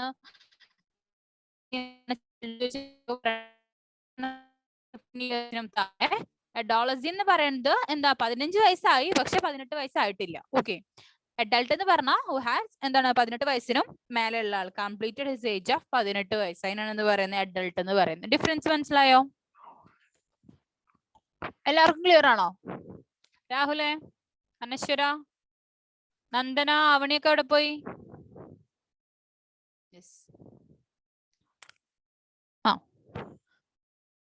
അപ്പൊ നമ്മുടെ ടെക്സ്റ്റിക്ക് വന്നോ? ഇവിടെ ഒരു സംഭവം കൊടുത്തിട്ടുണ്ട്. അയ്യോ, കേട്ടോ. Adult means A person has completed his age of 18 years of age. Adult ഞാൻ പറഞ്ഞു. അഡോളസി എന്ന് പറയുന്നത് എന്താണ്? കട്ടായി പോയി, ഇപ്പൊ ജോയിൻ ആയത്. ഓക്കെ. Adolescent എന്ന് പറയുന്നത് person who has completed his 15 years of age but does not completed his 18 years of age. Child എന്ന് പറയുന്നത് എന്താ? Who has not completed his 15 year of age. മനസ്സിലായോ? ഇത് 3 ഇമ്പോർട്ടന്റ് ആയിട്ടുള്ള ഡെഫിനിഷൻ ആണ്, നോട്ട് ചെയ്ത് വെച്ചോളൂ കേട്ടോ. ഇനി നിങ്ങൾക്കുള്ളൊരു പണി, ചെറിയൊരു പണി തരാം. മീനിങ് ഓഫ് ഹസാർഡസ് പ്രോസസ്സും നോട്ട് ചെയ്ത് വെച്ചോട്ടോ. മീനിങ് ഓഫ് ഹസാർഡസ് പ്രോസസ്സും മീനിങ് ഓഫ് മാനുഫാക്ചറിങ് പ്രോസസ്സും ഇവിടെ ഞാൻ മാർക്ക് ചെയ്ത് വെച്ചിട്ടുണ്ട്. ഇത് രണ്ടെണ്ണം നാളേക്ക് കൃത്യമായിട്ട് പഠിച്ചു വരും. ഓക്കെ, ഹസാർഡസ് പ്രോസസ്സും മാനുഫാക്ചറിങ് പ്രോസസ്സും ജസ്റ്റ് ഒന്ന് പറഞ്ഞുതരാം. ഹസാർഡസ് പ്രോസസ് വെച്ചിട്ടുണ്ടെങ്കിൽ ഡാമേജ് ചെയ്യുന്ന രീതിയിലുള്ള എന്തെങ്കിലും പ്രോസസ്. ഫോർ എക്സാമ്പിൾ, ഈ കെമിക്കൽസ് ഒക്കെ യൂസ് ചെയ്യുമ്പോൾ നമ്മളിപ്പോ എന്തെങ്കിലും കൺവേർട്ട് ചെയ്യുകയൊക്കെ ചെയ്യുമ്പോൾ എന്താണ് നമ്മുടെ മറ്റേ ശ്വാസകോശത്തിന് എന്തെങ്കിലും ഇഷ്യൂസ് വരികയും നമ്മുടെ ഇന്റേണൽ ഓർഗൻസിന് എന്തെങ്കിലും ആസ് എ പാർട്ട് ഓഫ് ഫാക്ടറിയിലെ വർക്ക് പ്രകാരം നമ്മുടെ ഹെൽത്തിന് ഇഷ്യൂസ് ആയി വരിക, ഓക്കെ, എൻവയോൺമെന്റ് പൊല്യൂഷൻ വരിക, അങ്ങനെയുള്ള പ്രോസസ്സിനാണ് എന്ത് പറയുന്നത്? ഹസാർഡസ് പ്രോസസ് എന്ന് പറയുന്നത്. Okay, hazardous process means any process or activity in relation to the industry specified to the first schedule adannu venda unless special care is taken, raw material used therein or the intermediate or finished products, byproducts, waste or influence thereof would cause material improvement to the health of the persons engaged in or connected therewith or results in pollution of general environment. മനസ്സിലായോ? അതായത് അവിടെ work ചെയ്യുന്ന ആൾക്കാർക്കോ അതെല്ലാം നമ്മുടെ എൻവയോൺമെന്റിനോ നമ്മൾ ഫാക്ടറിയിൽ use ചെയ്യുന്ന raw മെറ്റീരിയലോ ഇന്റർമീഡിയറ്റ് ഗുഡ്സോ ഫിനിഷ്ഡ് ഗുഡ്സോ ബൈ പ്രൊഡക്ട്സോ വേസ്റ്റോ ഫ്ലൂയിഡ്സോ whatever it is the reason, എന്തെങ്കിലും നമ്മുടെ ഹെൽത്തിന് ഇഷ്യൂസ് വരികയാണെങ്കിൽ that is what we called. Clear ആവുന്നുണ്ടോ? ക്ലിയർ ആവുന്നുണ്ടോ? Hello, okay, yes. അപ്പൊ അത് പഠിക്കണം കേട്ടോ. എന്താണ് ഹസാർഡസ് പ്രോസസ് ചോദിക്കാറുണ്ട്. ഇനി പഠിക്കേണ്ടത് manufacturing process. Making, altering, repairing, ornamenting, finishing, packing, oiling, washing, cleaning, breaking up, demolishing, blah blah blah blah blah, അങ്ങനത്തെ കുറെ ഐറ്റംസ് എല്ലാതും ഉണ്ട് ഇതിൽ. ഒക്കെ ഒന്ന് വായിച്ചു വിടുക കേട്ടോ, എന്തൊക്കെയാണ് മാനുഫാക്ചറിങ് പ്രോസസ്സിൽ വരുന്നത് എന്നുള്ളത്. എക്സാമിന് ചോദിക്കാറുണ്ട്, കറക്റ്റ് ആയിട്ട് പഠിക്കുക ഏതൊക്കെ പോയിന്റ്സ് ആണ് വരുന്നത് എന്നുള്ളത്. ഓക്കെ, പഠിച്ചില്ലെങ്കിൽ എല്ലാ എക്സാമിനും ചോദിക്കാറുള്ള ക്വസ്റ്റ്യൻ കേട്ടോ, വെരി ഇമ്പോർട്ടന്റ് ക്വസ്റ്റ്യൻ. മാർക്ക് ചെയ്ത് വെച്ചോ. മാനുഫാക്ചറിങ് പ്രോസസ്സിൽ ഇൻക്ലൂഡ് ആവുന്നത് എന്തൊക്കെയാണെന്നുള്ളത്. ഓക്കെ, ഒന്ന് പഠിക്കണം. ബൈ ഹേർട്ട് നിങ്ങൾക്ക് പറഞ്ഞു തരേണ്ട ആവശ്യമൊന്നുമില്ല, ഇത് എന്തൊക്കെയാണെന്ന് നിങ്ങൾക്ക് നല്ലോണം അറിയാം. ക്ലീനിങ്, ബ്രേക്കിംഗ്, ഡിമോളിഷിങ്, പിന്നെ സെയിൽ, ട്രാൻസ്പോർട്ട്, ഇതൊക്കെ എന്താണ് നമ്മുടെ മാനുഫാക്ചറിങ് പ്രോസസ്സിൽ ഇൻക്ലൂഡ് ആവും. ഈ 1 2 3 4 5 6 പോയിന്റ്സ് വരെയൊക്കെ പഠിക്കാം കേട്ടോ. മാനുഫാക്ചറിങ് എന്ന് പറയുന്നത്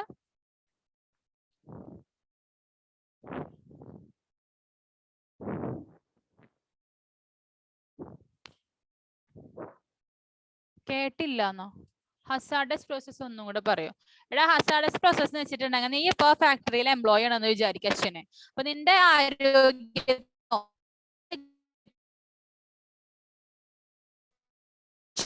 ഹെൽത്ത് ഇഷ്യൂസ് ഉണ്ടാവുന്ന, നിനക്ക് എന്തെങ്കിലും ഹെൽത്ത് ഇഷ്യൂസ് ഉണ്ടാവുന്ന, ഓക്കെ, അവിടുത്തെ ലേബേഴ്സിന്, അതായത് നീ അവിടുത്തെ ലേബർ ആണെങ്കിൽ, എംപ്ലോയി ആണെങ്കിൽ നിന്റെ ഹെൽത്തിന് എന്തെങ്കിലും ഇഷ്യൂസ് വരുന്ന, അതെല്ലാം വെച്ചിട്ടുണ്ടെങ്കിൽ നമ്മുടെ എൻവയോൺമെന്റിൽ എന്തെങ്കിലും പൊല്യൂഷൻസ് ഉണ്ടാക്കുന്ന ഏതൊരു പ്രോസസ്സിനെ നമ്മൾ എന്ത് വിളിക്കുന്നു? ഹസാർഡസ് പ്രോസസ് എന്ന് വിളിക്കുന്നു. അശ്വിനെ മനസ്സിലായോ?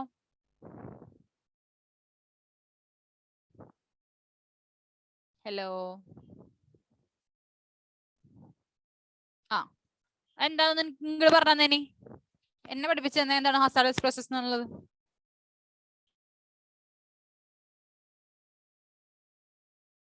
പറഞ്ഞോ.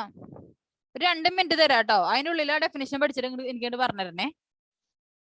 ഒരു ടോപ്പിക് ഞാൻ ഡിസ്കസ് ചെയ്യും അതിന് ശേഷം. ഓക്കെ, നെക്സ്റ്റ് നമ്മൾ ഹെഡിങ് കൊടുക്കുക.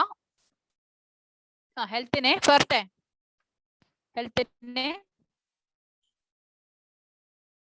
ഹെൽത്തിനെ എന്തെങ്കിലും തെറ്റായിട്ട് ബാധിക്കുന്നുണ്ടെങ്കിൽ, അതല്ലെങ്കിൽ എൻവയോൺമെന്റിനെ തെറ്റായിട്ട് ബാധിക്കുന്നുണ്ടെങ്കിൽ, പൊല്യൂഷൻ കോസ് ചെയ്യുന്നുണ്ടെങ്കിൽ നമ്മൾ എന്ത് പറയുന്നത്? ഹസാർഡസ് പ്രോസസ് എന്ന് പറയും. ഞാൻ ചോദിക്കുകയാണ്, യെസ് അതന്നെ അതന്നെ. Who is the beneficiary of factories act? Question ആണ്, who is the beneficiary of factories act? ആരാണ് നമ്മുടെ ബെനിഫിഷ്യറി? പറഞ്ഞോ, ആരാണ് നമ്മുടെ ബെനിഫിഷ്യറി ഓഫ് ദിസ് ആക്ട്? അല്ലെങ്കിൽ ആർക്ക് വേണ്ടിയിട്ടാണ് ഇത് കൊണ്ടുവന്നിട്ടുള്ളത്?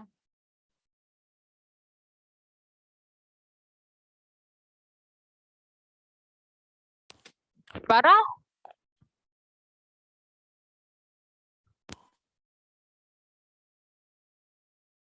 ഫാക്ടറി വർക്കേഴ്സ് അല്ലേ? അപ്പൊ നമ്മള് സാധാരണ എന്താ ചെയ്യാറ്? എംപ്ലോയീസ് അല്ല കേട്ടോ ഷഹ്ല വിളിക്ക, നമ്മൾ ചിലതിനെ നമ്മൾ പറയാം, ചില നമ്മൾ എംപ്ലോയീസ് വിളിക്കും, ചിലരെ നമ്മൾ വർക്കർ എന്ന് വിളിക്കും. നമ്മുടെ ഫാക്ടറി സെക്ടർ പ്രകാരം നമ്മൾ വർക്കർ എന്നാണ് പറയാ കേട്ടോ. ബെനിഫിഷ്യറി ആരാന്ന് ചോദിച്ചിട്ടുണ്ടെങ്കിൽ വർക്കറാണ്. ഇനി സ്വാഭാവികമായിട്ട് നമ്മൾ എന്ത് ചെയ്യുന്നു? അതിന്റെ ഡെഫിനിഷനിലേക്ക് നമ്മൾ പോകുന്നു. എന്താണ് വർക്കർ? കേട്ടിരുന്നോട്ടോ just. Person employed directly or by through any agency with or without the knowledge of principal employer. എംപ്ലോയറിന്റെ അറിവ് പ്രകാരോ അറിവില്ലായ്മ പ്രകാരോ ഓക്കെ ഏതെങ്കിലും ഏജൻസി ഇട്ടിട്ടുണ്ടെങ്കിൽ, അതായത് അറിവില്ല എന്ന് പറയുമ്പോൾ കോൺട്രാക്ടേഴ്സ് ഒക്കെ ഇല്ലേ, അപ്പൊ ഒരു കമ്പനി ഒരു കോൺട്രാക്ടർ കൊടുക്കും, കോൺട്രാക്ടർ വേറെ ആൾക്കാരെ ഹയർ ചെയ്യും. അപ്പൊ ഈ താഴെയുള്ള ഹയർ ചെയ്യുന്ന ആൾക്കാരെ എന്ത് ചെയ്യില്ല? ഡയറക്ട്ലി കമ്പനിക്ക് അറിയിക്കില്ല. അതാണ് ഉദ്ദേശിക്കുന്നത് കേട്ടോ. Okay, whether for remuneration or not in any manufacturing process. എന്തായാലും മാനുഫാക്ചറിങ് പ്രോസസ്സിനായിരിക്കാം റെമ്യൂണറേഷൻ അവിടെ നിന്നില്ല ആവാം. ഓക്കെ, റെമ്യൂണറേഷൻ ഇല്ലാണ്ടോ ഏതെങ്കിലും ഒരു മാനുഫാക്ചറിങ് പ്രോസസ്സിലെ അല്ലെങ്കിൽ ആ ഫാക്ടറിയുടെ ഏതെങ്കിലും ക്ലീനിങ് പ്രോസസ്സിൽ, അതായത് മെഷീനറി ക്ലീൻ ചെയ്യുന്നതായിരിക്കാം, ആ മാനുഫാക്ചറിങ് പ്രോസസ്സിന്റെ ഭാഗമായിരിക്കാം. ഓക്കെ, വർക്ക് ചെയ്യുന്നത് നമ്മുടെ ടോട്ടൽ ഫാക്ടറിയിലുള്ള വർക്കിന്റെ ഏതെങ്കിലും ഇൻസിഡന്റ് ആയിട്ടുള്ള ഏതെങ്കിലും കാര്യങ്ങൾക്കായിരിക്കാം, അല്ലെങ്കിൽ മാനുഫാക്ചറിങ് ചെറിയ ചെറിയ മാനുഫാക്ചറിങ് പ്രോസസ്സിനായിരിക്കും. എന്തോ കണക്ട് ചെയ്തിട്ട് നമ്മുടെ മാനുഫാക്ചറിങ് പ്രോസസ്സിനെ കണക്ട് ചെയ്യുന്ന എന്തോ ആയിക്കോട്ടെ, ചിലപ്പോൾ മെഷീനറി ക്ലീൻ ചെയ്യാനായിരിക്കാം. ഓക്കെ, അതല്ലെങ്കിൽ പ്രിമൈസ് ക്ലീൻ ചെയ്യാൻ, എന്തോ ആയിക്കോട്ടെ, നമ്മൾ എന്ത് പറയുന്നു, നമ്മുടെ വർക്കർ എന്ന ആളുടെ പേരിൽ കീഴിൽ വരുന്നു. Okay, and work does not include any member of armed forces of union. armed forces of unionന്റെ ആരും നമ്മുടെ വർക്കറിൽ എന്താവില്ല, ഇൻക്ലൂഡ് ആവില്ല. ഫസ്റ്റ് ഒന്നുകൂടെ വായിക്കാം. A person employed directly or by through any agency including a contractor with or without the knowledge of principal employer, whether for remuneration or not, in any manufacturing process or in cleaning any part of the machinery or premise used for manufacturing process, or in any kind of work incidental to or connected with the manufacturing process, for the subject matter of process, manufacturing process, and it does not include the armed forces of union. Employer എന്ന് പറയുന്ന topic മനസ്സിലായോ? Employer അല്ല, employee എന്ന് പറഞ്ഞിട്ടുള്ള topic മനസ്സിലായോ? ആണെങ്കിൽ ആണെന്ന് പറയാം, ഒന്നുകൂടെ പറയണം, ഒന്നുകൂടെ പറയാം.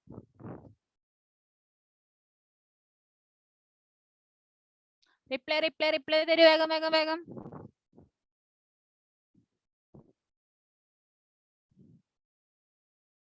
ഹലോ, ഇവിടെ ഉണ്ടോ?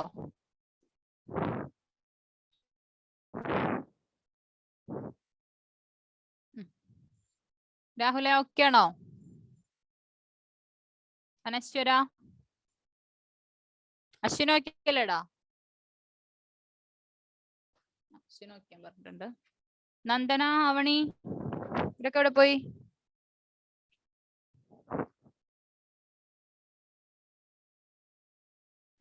കൃഷ്ണവണി ഓക്കെ, യെസ്. ഇനി ഞാൻ ചോദിക്കാണ്, ക്വസ്റ്റ്യൻ ഞാൻ ചോദിക്കാണ്, who is responsible for Factories Act? ആരാണ് responsible person for factories act? It's okay Nandana, record video കണ്ടോളൂ കേട്ടോ. who is responsible for Factories Act? ആരാണ് റെസ്പോൺസിബിൾ ആയിട്ടുള്ളത്? പറഞ്ഞോ, പറയൂ. Who's the person responsible for Factories Act 1948? Answer ഒന്ന് പറയോ?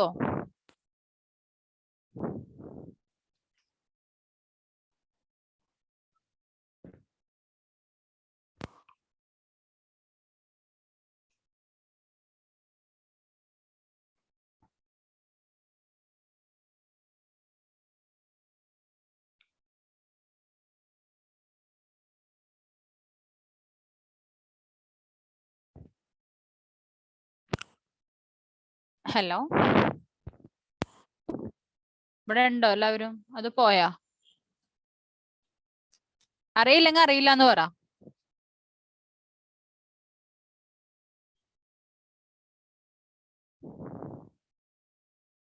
അറിയില്ല. ശരിക്ക് മാത്രമാണോ അറിയാത്ത? ബാക്കി എല്ലാവർക്കും അറിഞ്ഞുകൊണ്ട് മിണ്ടാണ്ടിരിക്കുന്നതാണോ?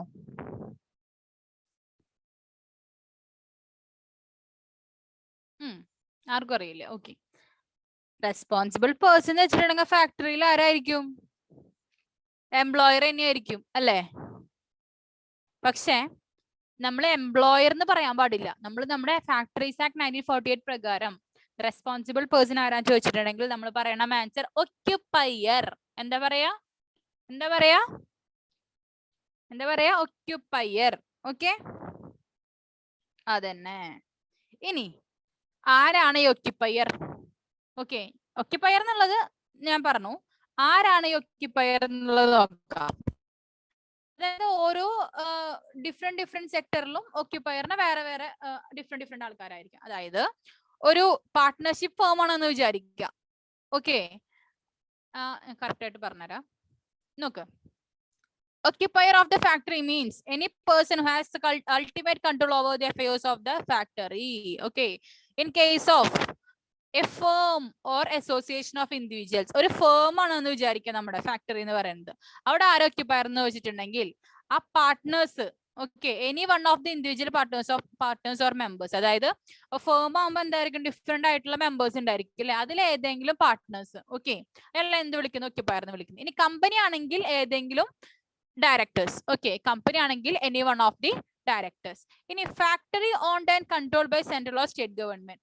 നമ്മുടെ central or state government own ചെയ്യുന്ന ഫാക്ടറി ആണെങ്കിൽ എന്താണ്, the person appointed to manage affairs of factories by central or state government. ആരെയാണോ സെൻട്രൽ ഓർ സ്റ്റേറ്റ് ഗവൺമെന്റോ എന്ത് ഇത് മാനേജ് ചെയ്യാൻ പറഞ്ഞിട്ട് ഒരു പേഴ്സൺ അപ്പോയിന്റ് ചെയ്തിട്ടുള്ള ആ പേഴ്സൺ ആയിരിക്കും എന്ത് പറയുന്നത്, ഒക്യുപ്പയർ എന്ന് പറയുന്നത്.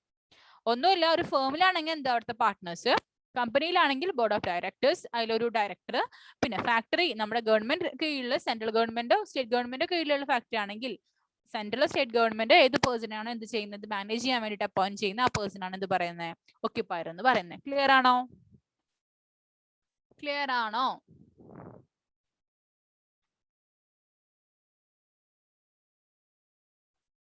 യെസ്, ഇത് ഓക്കെ. ഇനിയിപ്പോ ഏതോ ഓക്കെ അല്ലാത്ത അശ്വനെ, നിങ്ങൾക്ക് എന്തെങ്കിലും ഓക്കെ അല്ലാത്തുണ്ടോ? ഇനി നമുക്ക് ഇമ്പോർട്ടന്റ് ആയിട്ട് പറയണ കാര്യം ജനറൽ ഡ്യൂട്ടീസ് അല്ല, അത് വേണ്ട, അത് നമുക്ക് വേണ്ട. ഇൻസ്പെക്ടേഴ്സിന്റെ കാര്യം അപ്പോയിന്റ്മെന്റ് ഞാൻ പറയാം, ലാസ്റ്റ് ആണ് നമുക്ക് ആവശ്യം. സർട്ടിഫൈഡ് അപ്പോയിന്റ്മെന്റ് പറയാം. പിന്നെ നമുക്ക് ജനറൽ ഡ്യൂട്ടീസ് ഓഫ് ഒക്യുപ്പയർ എവിടെ പോയി? Powers, occupier, general duties of occupier text. Okay, yes, ഇവിടെ നോക്കൂ കേട്ടോ, ഇത് എടുക്കണം എന്നിട്ട് പോകാൻ പറ്റുള്ളൂ. ജനറൽ ഡ്യൂട്ടീസ് ഓഫ് ഒക്യുപ്പയർ നോക്കിക്കോ, സ്ക്രീൻ കണ്ടോ നിങ്ങക്ക്? നല്ല ഇമ്പോർട്ടന്റ് ആയിട്ടുള്ള ഭാഗമാണ്, മാർക്ക് ചെയ്ത് വെച്ചോ. General duties of occupier. കുറെ പോയിന്റ്സ് ഉണ്ട്, 1 2 3 4 5 6 7 പോയിന്റ്സ് ഉണ്ട്. ഓക്കെ, ഫസ്റ്റ് പറയുന്നത് എന്താണ് ജനറൽ ഡ്യൂട്ടീസ് എന്ന് പറയാൻ വെച്ചിട്ടുണ്ടെങ്കിൽ, ഓക്കെ, മെയിൻ ആയിട്ട് പറയേണ്ടത് എന്താ വെച്ചിട്ടുണ്ടെങ്കിൽ, അതായത് responsibility before commencement of factory and appointment of manager. അതായത് നമ്മുടെ ഫാക്ടറി സെറ്റപ്പ് ചെയ്യണേക്കാളും മുന്നേ നമ്മൾ എന്ത് ചെയ്യണം, നമ്മുടെ ഒക്യുപ്പയർ എന്ത് ചെയ്യണം, എന്തൊക്കെ അപ്പോയിന്റ്മെന്റ്, ഓക്കെ, മാനേജറിന് അപ്പോയിന്റ്മെന്റ് ചെയ്യണം, ഓക്കെ, അങ്ങനത്തെ കാര്യങ്ങളൊക്കെ എന്ത് ചെയ്യണം, നിശ്ചയിക്കണം. ഓക്കെ, അത് എഴുതി വെച്ചോ. Responsibility before commencement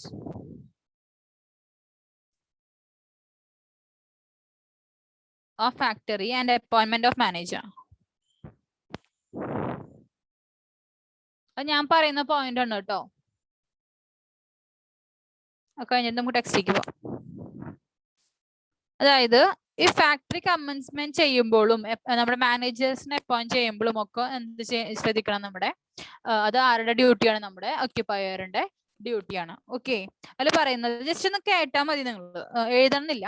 the occupier shall at least 15 days before he begin to occupy or to use any premise as a factory send to chief inspector a written notice containing the name and situation of a factory, the name and address of the occupier, the nature of manufacturing process, the detail of workers. അതായത് ഒന്നുമില്ല, ചുരുക്കി പറയാണെന്നുണ്ടെങ്കിൽ നമ്മുടെ company, നമ്മുടെ business നമ്മൾ factory നമ്മൾ start ചെയ്തു, എന്നിട്ട് എന്ത് ചെയ്യാണ്, നമ്മൾ സ്റ്റാർട്ട് ചെയ്യണം. ഓക്കെ, അറ്റ്ലീസ്റ്റ് എന്ത് ചെയ്യണം, 15 days മുമ്പ്, കമൻസ്മെന്റിന് 15 days മുന്നേ നമ്മൾ ചീഫ് ഇൻസ്പെക്ടർക്ക്, ഓക്കെ, ചീഫ് ഇൻസ്പെക്ടർക്ക് എന്ത് ഒരു റിട്ടേൺ നോട്ടീസ് എന്ത് ചെയ്യണം, നമ്മൾ എന്ത് ചെയ്യണം, സെൻഡ് ചെയ്യണം. ഓക്കെ, അതിൽ എന്തൊക്കെ വേണമെന്ന് വെച്ചിട്ടുണ്ടെങ്കിൽ നമ്മുടെ ഫാക്ടറിയുടെ പേര്, നമ്മുടെ ഫാക്ടറിയുടെ അഡ്രസ്സ്, നമ്മുടെ ഫാക്ടറിയുടെ നേച്ചർ ഓഫ് മാനുഫാക്ചറിങ്, എന്താണ് നമ്മൾ എന്ത് ചെയ്യുന്നത്, മാനുഫാക്ചറിങ് ചെയ്യുന്നത്, ഓക്കെ, നമ്മുടെ ഡീറ്റെയിൽസ്, നമ്മുടെ വർക്കേഴ്സിന്റെ ഡീറ്റെയിൽസ്, ഇതൊക്കെ നമ്മൾ എന്ത് ചെയ്യണം, നമ്മുടെ ചീഫ് ഇൻസ്പെക്ടർക്ക് എന്ത് ചെയ്യണം, ഒരു നോട്ടീസിൽ അയച്ചു കൊടുക്കണം. മനസ്സിലാവുണ്ടോ?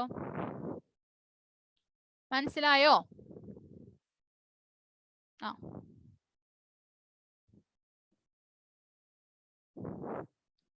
ഹലോ, റിപ്ലൈ തരൂ പ്ലീസ്.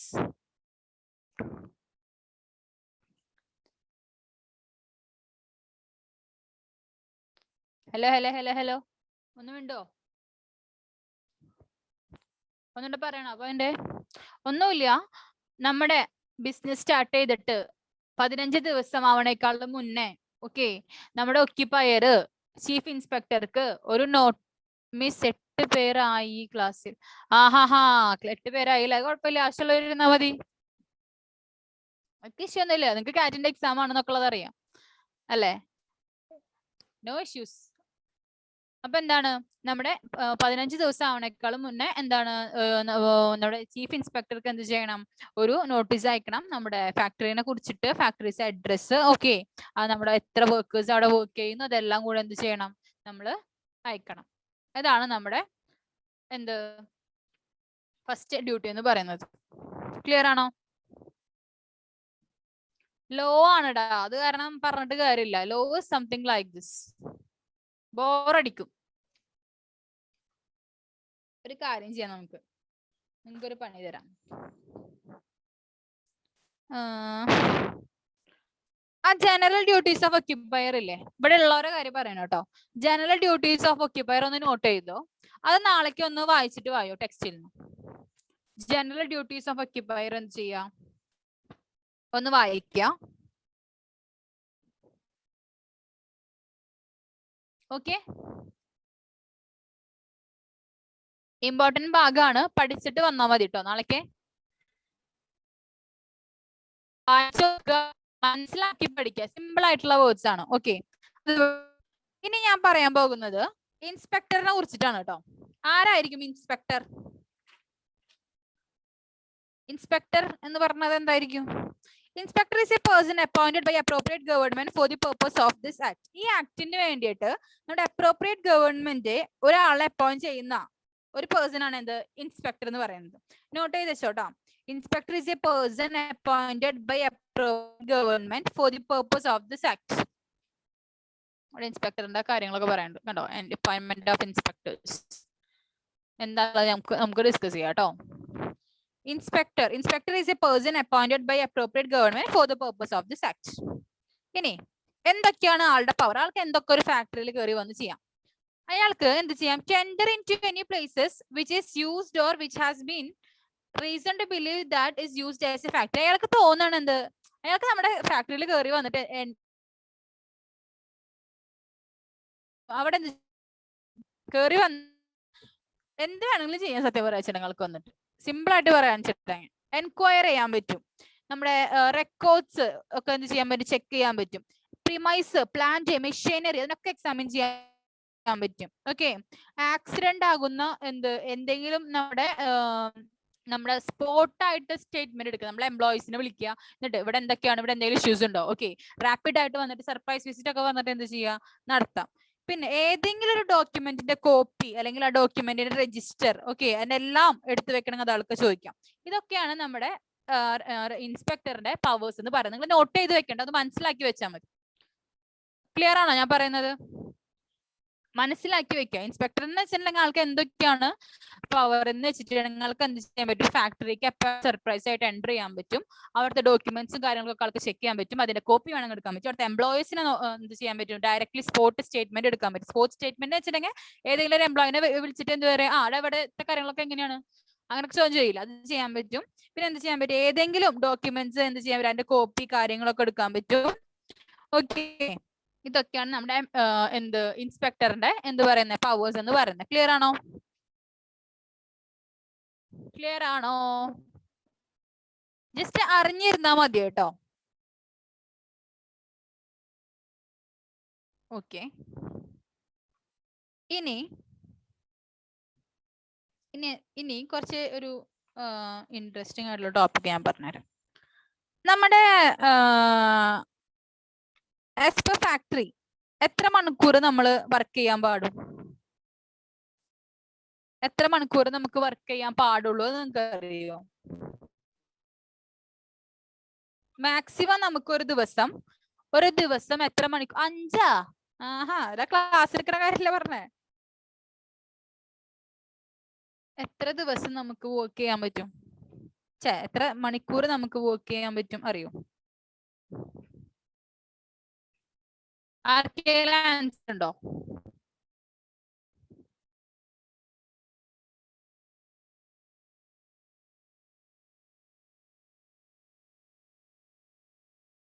8 എന്ന് പറഞ്ഞിട്ടുണ്ട് നന്ദന. Any other answers? ശ്രദ്ധിച്ചോട്ടോ.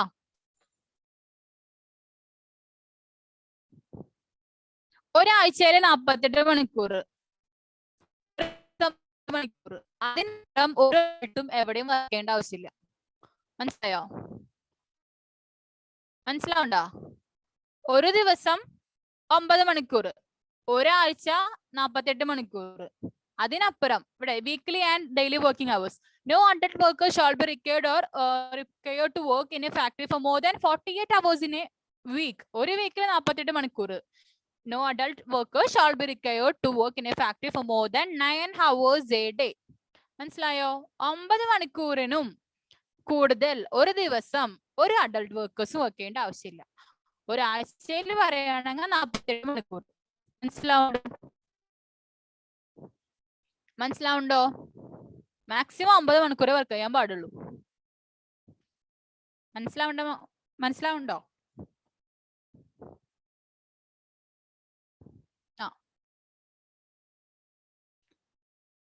ഇനി പറയുന്നത് വീക്ക്ലി ഹോളിഡേ. വീക്ക്ലി ഹോളിഡേസ് എന്നായിരിക്കും? വീക്ക്ലി ഹോളിഡേസ് എന്നായിരിക്കും പറഞ്ഞോ? പറ.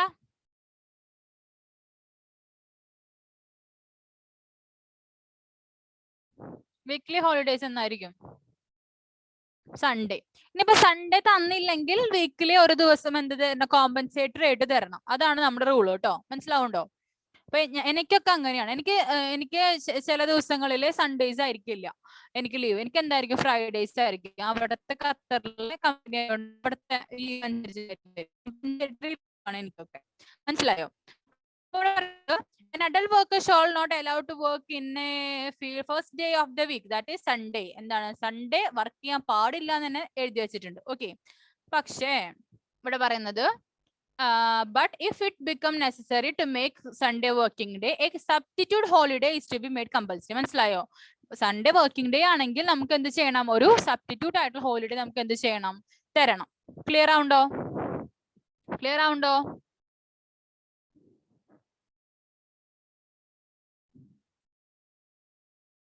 ഓക്കെ. അപ്പൊ എത്ര മണിക്കൂർ ഒരു അഡൾട്ട് വർക്കർ ചെയ്യണം പറഞ്ഞേ? എത്ര മണിക്കൂർ വർക്ക് ചെയ്യാൻ പാടുള്ളൂ എന്നുള്ളത് പറഞ്ഞേ?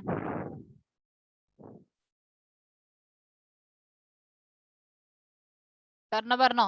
മാക്സിമം എത്ര മണിക്കൂർ വർക്ക് ചെയ്യാൻ പാടും? 9 hours. വീക്ക്ലി 48 hours കേട്ടോ. ഇനി such worker who has been deprived of weekly holiday should be allowed a compensatory holiday or equal number of holidays so lost within a month in which the holidays. ഇതെന്താ വെച്ചാലേ ഈ ജ്വല്ലറിയിലുള്ള ആൾക്കാരൊക്കെ കണ്ടിട്ടുണ്ടോ? ജ്വല്ലറിയിലുള്ള ആൾക്കാർക്കൊക്കെ compensatory holidays ആണ്. ഇവരെന്താ ചെയ്യാന്ന് വെച്ചിട്ടുണ്ടെങ്കിൽ ഒരു മാസത്തിലെ ഇപ്പൊ ഒരാഴ്ചയിലെ ഒരു ലീവ് ആണല്ലോ നമുക്ക് കിട്ടുക, സൺഡേ ആണല്ലോ കിട്ടുക. ഇവരെന്താ ചെയ്യാന്ന് വെച്ചിട്ടുണ്ടെങ്കിൽ ആദ്യത്തെ കണ്ടിന്യൂസ്ലി എന്ത് ചെയ്യും? സൺഡേസ് ഒന്നും എടുക്കാണ്ട് ലീവ് എടുക്കാണ്ട് കണ്ടിന്യൂസ്ലി വരും. എന്നിട്ട് ലാസ്റ്റത്തെ ആ മന്തിലെ ലാസ്റ്റത്തെ എന്തിലും ഇവർ എന്ത് ചെയ്യും? 4 ഹോളിഡേസ് ഒരുമിച്ച് അങ്ങോട്ട് എടുക്കും. മനസ്സിലായോ? അതിനാണ് കോമ്പൻസേറ്ററി ഹോളിഡേസ് എന്ന് പറയുന്നത്. അതായത് ബാക്കി എല്ലാ ആഴ്ചയിലും എന്ത് ചെയ്യില്ല, അവർ സാധാരണ അതിന്റെ വർക്കിംഗ് ആയിരിക്കും. പക്ഷെ ആ ഹോളിഡേ എന്ത് ചെയ്യും? അവർ ഒറ്റയടിക്ക് ലാസ്റ്റിൽ എടുക്കും. അതാണ് കോമ്പൻസേറ്ററി ഹോളിഡേസ് എന്ന് പറയുന്നത്. മനസ്സിലാവുണ്ടോ? ഇവിടെ ശ്രദ്ധിച്ചോ. Worker who has been deprived of weekly holidays should be allowed compensatory holidays of equal number of holidays lost within a month in which the holidays were due. മനസ്സിലായോ? ലീവ് എടുക്കാൻ ചെയ്യണമെങ്കിൽ എന്താണ്? ആ ലീവ് എടുത്തിട്ടില്ലെങ്കിൽ ആ ഹോളിഡേസ് എടുക്കാൻ നമ്മൾക്ക് എന്താണ്? Eligible ആണ്. ഓക്കെ. ആക്ട് പ്രകാരം നമുക്ക് എലിജിബിൾ ആണ്. മനസ്സിലാവുണ്ടോ?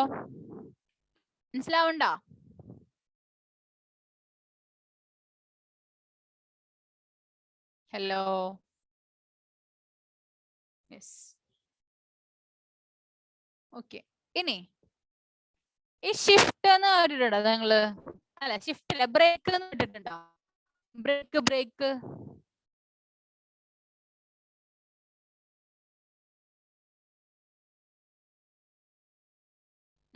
കേട്ടിട്ടുണ്ടോ? ഹലോ. ബ്രേക്ക് എന്ന് കേട്ടിട്ടുണ്ടോ ക്ലാസ്സിലെ? ഉണ്ട് അല്ലേ? ഉണ്ട്. ഒരു ഫാക്ടറിയിലെ ഒരൊറ്റ സ്ട്രെച്ചിൽ ഒരാൾക്ക് വർക്ക് ചെയ്യാൻ പറ്റുന്ന സമയം എന്ന് പറയുന്നത് 5 മണിക്കൂറാണ്. അത് കഴിഞ്ഞിട്ടുണ്ടെങ്കിൽ അറ്റ്ലീസ്റ്റ് അരമണിക്കൂറെങ്കിലും ആൾക്ക് എന്ത് കൊടുക്കണം? ഇന്റർവെൽ കൊടുത്തിരിക്കണം.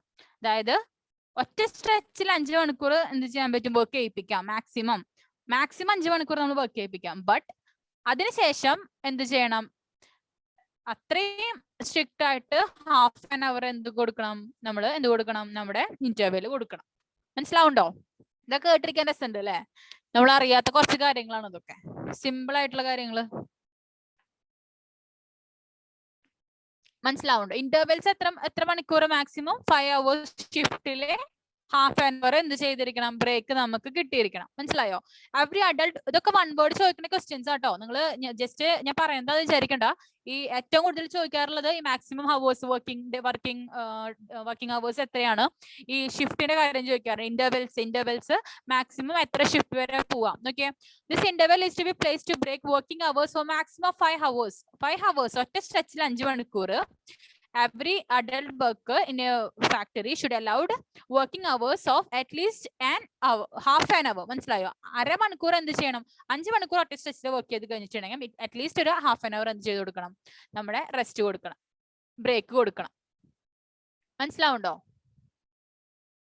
ഇനി ഇമ്പോർട്ടന്റ് ആയിട്ട് പറയുന്നത് ഇതില് 14 വയസ്സിന് താഴെയുള്ള പിള്ളേർക്കൊന്നും ചെയ്യാൻ പാടില്ല. പ്രൊഹിബിഷൻ ഓഫ് എംപ്ലോയ്മെന്റ്, ഇതൊക്കെ അറിയണ്ടല്ലേ നിങ്ങൾക്ക്?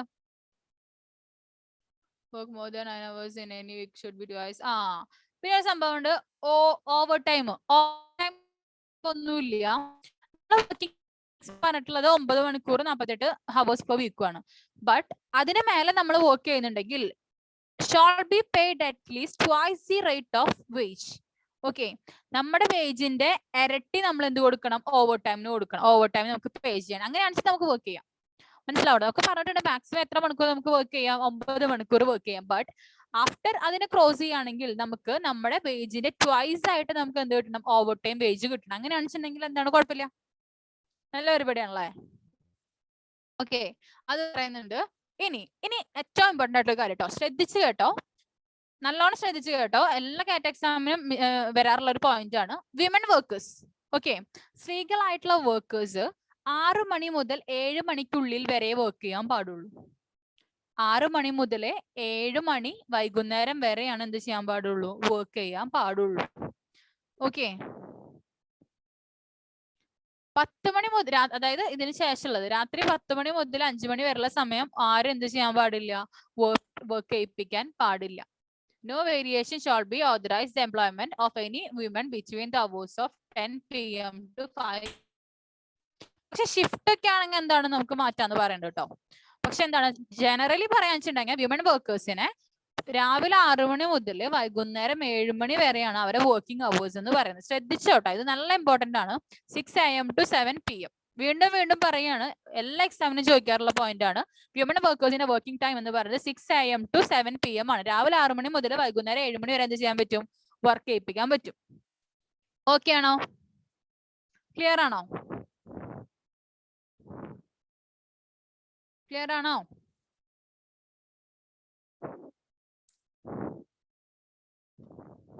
ഹലോ. അപ്പൊ വിമൻ വർക്കേഴ്സിന് എത്ര ടൈം വരെ എടുക്കാൻ പറ്റും? പറഞ്ഞേ, വിമൻ വർക്കേഴ്സിന് എത്ര മണിക്കൂർ എടുക്കാൻ പറ്റും? എത്ര മണിക്കൂർ വർക്ക് ചെയ്യിപ്പിക്കാൻ പറ്റും? എത്ര മണിക്കൂറിന്റെ ഉള്ളിൽ വർക്ക് ചെയ്യിപ്പിക്കാൻ പറ്റും? പറയ്. 6 AM to 7 PM. ഓക്കെ, ഇനി ഞാൻ ചോദിക്കുകയാണ്, എത്ര മണിക്കൂർ ഒരു അഡൾട്ടിന് ഒരു ഫാക്ടറിയിൽ വർക്ക് ചെയ്യാൻ പറ്റും? മാക്സിമം എത്ര മണിക്കൂർ വർക്ക് ചെയ്യിപ്പിക്കാൻ പറ്റും മാക്സിമം ഒരു അഡൾട്ടിനെ? നമുക്ക് 9 hours. എത്ര ഹവേഴ്സ് ഒരു വീക്കിൽ എത്ര ഹവേഴ്സാ? 48 hours. ഞാൻ ചോദിക്കാണ്, ഒരു ഷിഫ്റ്റ്, അതായത് ഒരു ഇന്റർവെൽ ഹാഫ് ആൻ അവർ ആണെങ്കിൽ ഒരു ഷിഫ്റ്റ് മാക്സിമം എത്ര സ്ട്രെച്ച് വരെ പോകാൻ പറ്റും? 5 ഷിഫ്റ്റ്. ഓക്കെ, ഇനി ഞാൻ പറയാണ്, കോമ്പൻസേറ്ററി ഹോളിഡേയ്സ് എന്ന് പറയുന്നത് സൺഡേസ് കിട്ടിയില്ല, എനിക്ക് എടുക്കാൻ പറ്റുമോ കോമ്പൻസേറ്ററി ഹോളിഡേയ്സ് വേറെ ദിവസങ്ങളിൽ? യെസ്. ഓക്കെ, ഇത്രേ ഉള്ളൂ സംഭവം. അപ്പൊ ഇതൊക്കെ നമ്മൾ പറഞ്ഞു. ഇനി നമുക്ക് കുറച്ചൊരു 3 ടോപ്പിക് കൂടെ പറയാനുണ്ട്. അത് നമുക്ക് പിന്നെ എടുക്കാം. ഇനി എടുത്തു കഴിഞ്ഞിട്ടുണ്ടെങ്കിൽ നിങ്ങൾ ഉറക്കം തൂങ്ങി ചള്ളാവും കാര്യങ്ങൾ. ഞാൻ പറയുന്നത് ശരിയാണെന്ന് തോന്നുന്നു. നിങ്ങൾ ബോറടിച്ച് ചാവും ചിലപ്പോ. നമുക്ക് എന്ത് ചെയ്യാം, നെക്സ്റ്റ് ക്ലാസ്സിൽ ഡിസ്കസ് ചെയ്യാം. അത് ഒരു 3 പോയിന്റ്സ് ഉണ്ട്. അതായത് provision related provision related welfare, ഈ 3 എണ്ണാണ് നമുക്കുള്ളത്. ഓക്കെ, നമുക്ക് നാളെ ഡിസ്കസ് ചെയ്യാം. കണ്ടിന്യൂ ചെയ്യണോ? കണ്ടിന്യൂ ചെയ്യണമെങ്കിൽ കണ്ടിന്യൂ ചെയ്യാം.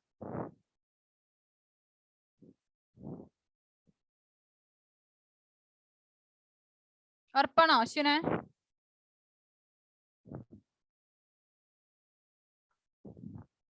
എല്ലാവരും അഭിപ്രായം കൺസിഡർ ചെയ്യുന്നു.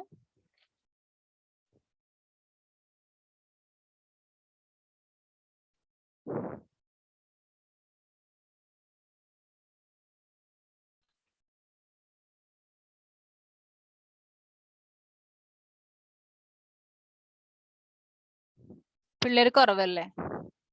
അല്ലെങ്കിൽ നാളെ മതി. നാളെ ആക്കാടാ, കാരണം നിങ്ങൾ ഇന്ന് കുറെ പഠിച്ചിട്ടുണ്ട്. ഇത് കുറച്ച് വലിയ ലെസണാ. അത് കാരണം 2 ദിവസമായിട്ട് എടുക്കൽ തന്നെയാണ് നടക്കുള്ളൂ. ഓക്കെ, ഇത് മതി ഇന്ന്. ഇപ്പൊ നമുക്ക് ഗുഡ് നൈറ്റ് പറഞ്ഞ ടാറ്റ ബൈ ബൈ പറഞ്ഞു പോയാലോ?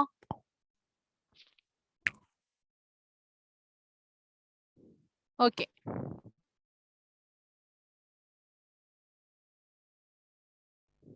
വിമന്റെ കാര്യം മനസ്സിലായില്ല അശ്വിനെ? ഹ്യൂമൻ വർക്കേഴ്സ് എന്ന് പറയുന്നത് രാവിലെ 6 മണി മുതലേ